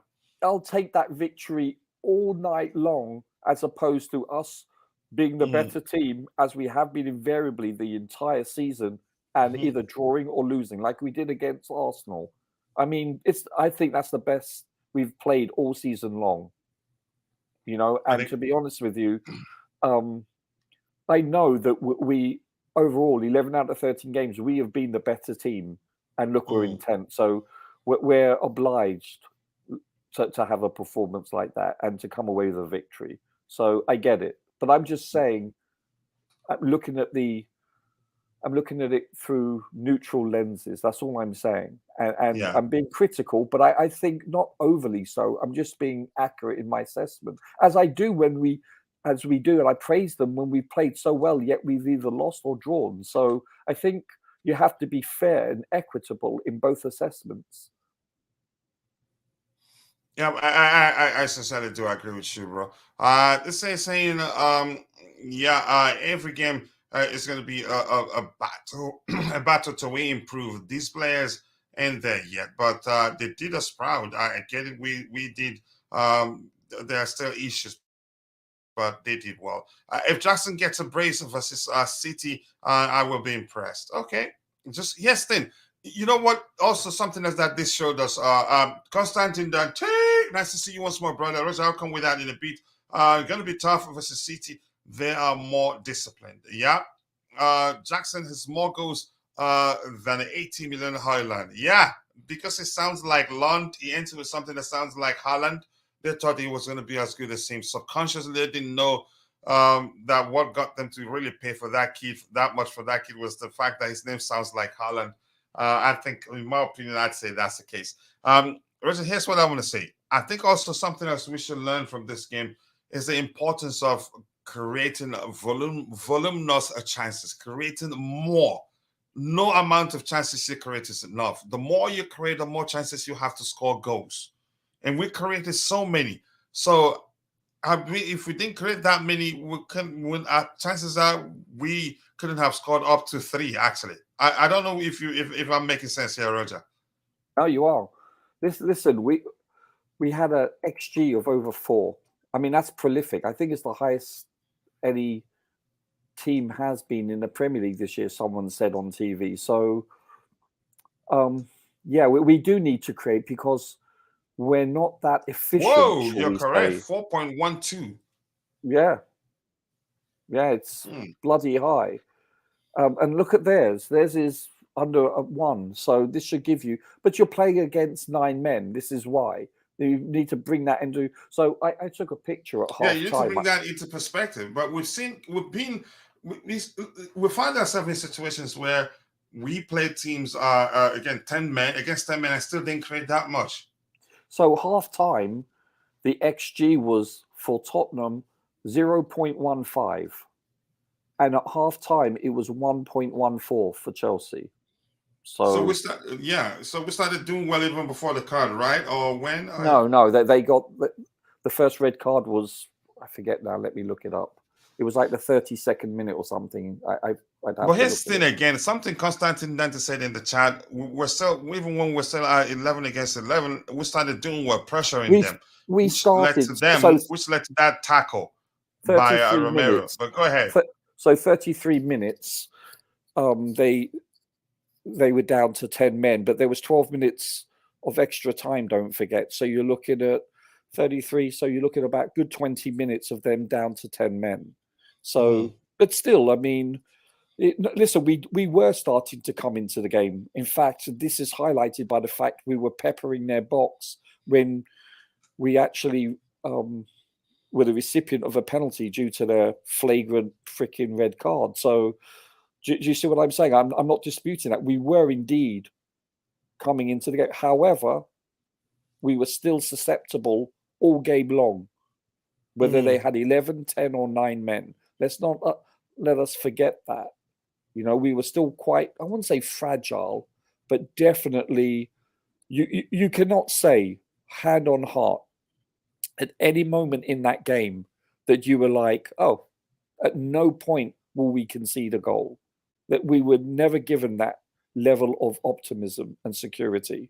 We were always, you felt, able to concede a goal. I think we can all safely concur with that. So it would, listen, who knows what it would have been with all 11 men on the field? Probably a draw or a very narrow loss for us, but who knows? We could have won. But based on the first 30 minutes, yeah, I think from the 20th to the 30th minute, we were definitely getting back into the game. But the first 20 minutes, they were by far the better team. And this is coming from someone that is a diehard Chelsea fan. Let's be honest with ourselves. So, but you know what? As I said, we have been the better team 11 out of 13 games, and we were 13th in the table. So put that in perspective. That's a good reason to take this one. Yeah, exactly. I have no quibble with that. Because if we're playing like this the vast majority of the time, like Man U, where we're really looking poor and we're getting points, then if you extrapolate that over the season, more often than not, you're going to come away with far less points. So I'm very positive about Chelsea. The only thing that I'm not is the fact that we have yet to prove that we can break down a team, that plays a low block. That's my only hesitation going forward. Until we can consistently prove otherwise, I'm a bit skeptical. That's all. That's all I'm saying. But that will come with time, I'm sure. Yeah, I do agree with you. Jackson has more goals than 80 million Highland. I think we've read that. If we drew that game, I would have fought anyone who would have justified it. It would have crushed my confidence in the boys. It's like not winning a match on crutches. Wow. Conte and Jose played a terrible football, but won trophies for us. Yep. Supreme Quartz, nice to see you once more. I hope you're doing well, brother. I hope the fact we haven't seen you in a while, the case is just that you've been busy. But nice to see you, brother. Thank you for joining us. Let's see what else we have here. This is the first time I've felt embarrassed after my team won 4-1. That performance was shocking. Really? Okay. For me, it doesn't have to be pretty. We won. More importantly, Tatish, let's see. What is it? Jackson 6 goals in 12 games, better than United combined. Wow. Jackson more hat-tricks than Saka. Let's see. Big up Kuchila. Big up to you too, DJ Serve, Roger, and everyone in the chat. A great result yesterday. Yep. Looking beyond the performance, we won. It doesn't have to be pretty. DJ. We ruined another sports record. I think we did. They were going to win the league. We ruined it for them with, I think it was Hazard with the final nail on the coffin. A pass from, I think, Diego Costa. No offside for the Casado goal. I actually don't want to argue that, they went a man down, and the truth is that helped us too. But I'm not sure what to make of that one. And we got robbed of so many results. We deserve this. That's another way to see it. For sure. Honestly. Do you change your Blue Money show times? No, Blue Money still remains. It's just that if I left this for the evenings, people will not be that much interested in talking about the game. So the best time for, and then Blue Money show remains Saturday mornings and Sunday mornings. That will not go away. And hopefully we'll find somebody that I can trust that much to give access to StreamYard to keep the Blue Morning Show going. But the evening shows will be more convenience for me because of all the things I have that I have to tackle, or maybe, for lack of a better language, if that makes sense. It has been, the Blue Morning Show has been everywhere. It's not been you could say, I don't know if consistent, maybe, for lack of a better language. But that's, by the way, I had to let Eddie in. He's an OG here, even though we're about to round up. But let's hear what Eddie, his thoughts on the game before we call it a day. Eddie, let's hear you. Big up, coach. Big up, Roger. Big up. Hello, big up Eddie. How are you, sir? Yeah, sorry. I actually joined and I had to leave quickly again. I got a call, so sorry about that. No worries. I did see you. You came in and then you left. Yeah. I just immediately I joined. I just got a call and I had to quickly leave again. So, I just wanted to just say, well, it was a mixed kind of. The victory, good, happy, the 3 points, but we're learning. This is the youngest squad in the Prem. So I mean, if we move on with these 3 points, I mean, it will do a lot of confidence for us. Had we drawn that game or had we lost, it would have been a different whole, shattering our confidence big time. But we just move on with this victory, and then it's the same story for us. We create chances. We don't like playing against low block, and it showed again yesterday.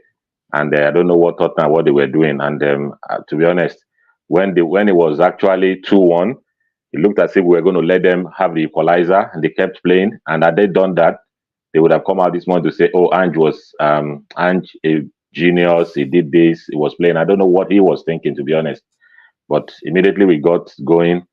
I mean, that kept, I mean, calmed down the nerves. It was terrible. It was terrible from Tottenham, to be honest. The performance, they just came fighting as if they wanted to just prove a point that because they were on top, they wanted the 3 points badly to make sure they kept their unbeaten run. But I mean, I'm happy they win. If we win, keep accumulating points this way, I won't complain. Confidence and I mean, we've got good, talented players in the squad. So in terms of performance coming later, it will come definitely when they come. But let's build this. Let's confidence come first with this victory, and then we move on to Man City. So I'm quite happy with the victory. To be honest, quite happy with the victory, even it was nerve-wracking. So, but we move on anyway. Thank you so much, Eddie. I appreciate you giving us your 2 cents there. That will go a long way. Keep well. Roger and Bobby will have a show on Wednesday lunchtime and need to watch the game more before I come up with a show. Okay, it makes sense. Let's see what else we have here. Spurs got packed. They got packed. Okay, let me enjoy this smoke. Chicha, yeah, enjoy yourself. Let's see what else we have here. Big up 80 from DJ Sub. And with that, we've come to the natural end of the show. Roger, except if you have anything else to say.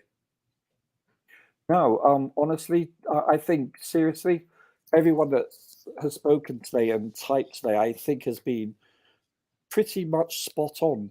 You can look at this in most aspects as very much, you can look at a game as half full or half empty. I think everyone has actually brought forward a very valid point, and I don't think there's no wrong points here. I really don't. Listen, I think if you were neutral, this would have been an amazing game to watch as a neutral, because it was entertaining as hell. But listen, I've come away with this somewhat disappointed in some regards, namely the fact that we didn't put the game away earlier. That's my number one. Mm-hmm. 2 is the amount of times we were offside, and 3, definitely the amount of fouls we committed, 21 compared to 11. That to me stood out more than anything. But then again, this is a great learning experience for a very youthful team playing away at a top team in a hostile environment. You can only but learn from this. And I think this was a valuable lesson. And guess what? It didn't cost us any points. So it's a lot of positives as well with some learning experiences. That's the way I look at it. I really do. So I'm hopeful, but I think it was Mitchie that said earlier, we're going to come across this week at a team that I think is the best in the world, at least in Europe. And it's going to be a different kettle of fish, y'all. So it's gonna be interesting. So, yeah, it will be. It will be. Eddie, thank you, Coach. By the way, no worries. Well, more thanks to you, Eddie. Anything else you want to add? No, Roger summed it up perfectly. I mean, it's nothing more to add. It's just that let's enjoy this win and move on to Sunday. Hopefully, Pep beats himself, because Pep always does it to himself. He might decide to play Bernardo Silva as a 6 again, just as he did against Arsenal. So hopefully he changes the lineup and thinks more of how to beat us rather than think about the game. So if he overthinks then you think he overdoes it. He does have. He overdoes it. Yeah, he does. Yeah. He does overthink sometimes. I don't know what he does sometimes. He runs. I mean, the fans sometimes even say he did. He is a bit of a perfectionist, and I think he's his worst enemy at times. Trust me, he's a genius. He will go down in history as one of the greatest coaches ever. He's revolutionized the game, So sometimes his ingenuity, you can say, could be his downfall. Making mistakes. Yeah, for sure. And he's right, and he's done that against Chelsea, and thankfully in the biggest game. So let's hope he continues. But I respect him immensely. You cannot do anything but respect him and appreciate what he has done for the game. But Eddie's right. And I'm still going to say this. I think it's one of those games we'll do well also because they play high line too, but not as dangerous as Spurs. How is Angie playing a high line with nine players against R11? The man, I think, thought because West Ham beat us, they could do the same. However, we learned from that match, and plus West Ham play differently. West Ham with 2 men, you could say, well, even with 24 men, will still defend deep and try to hit you on a break. He will learn in time, Coach. He will learn in time. You cannot do that. He was his own worst enemy. Yeah, I think I agree with you. That was a mistake. They could have gotten at least a draw for that game had it not been for the risk was too much, really. From that match, could have been a cricket score line. I agree with you. Anki is, what you want to call him then, not I. You got to watch it live. You have that anxiety. I just have the joy of the result. That's a good point. That's a really good point. DJ says that Poch has a good record against a Pep. Yeah, and that's another thing too. And with that, we've come to the natural end of the show. I want to say thank you to Roger, thank you to AD, thank you to Bobby, who was on the panel. Thank you to Beho, who was also on the panel. IPC was also on the panel. Thank you, DJ Soft. Thank you, Chelsea Mitchell Boy. And the beautiful game was here. All of you in Constantine Dante. Much love to you. If I missed your name, apologies. I'm only human. See you guys next time. God bless us all and bye. Thanks, Coach. More thanks to you.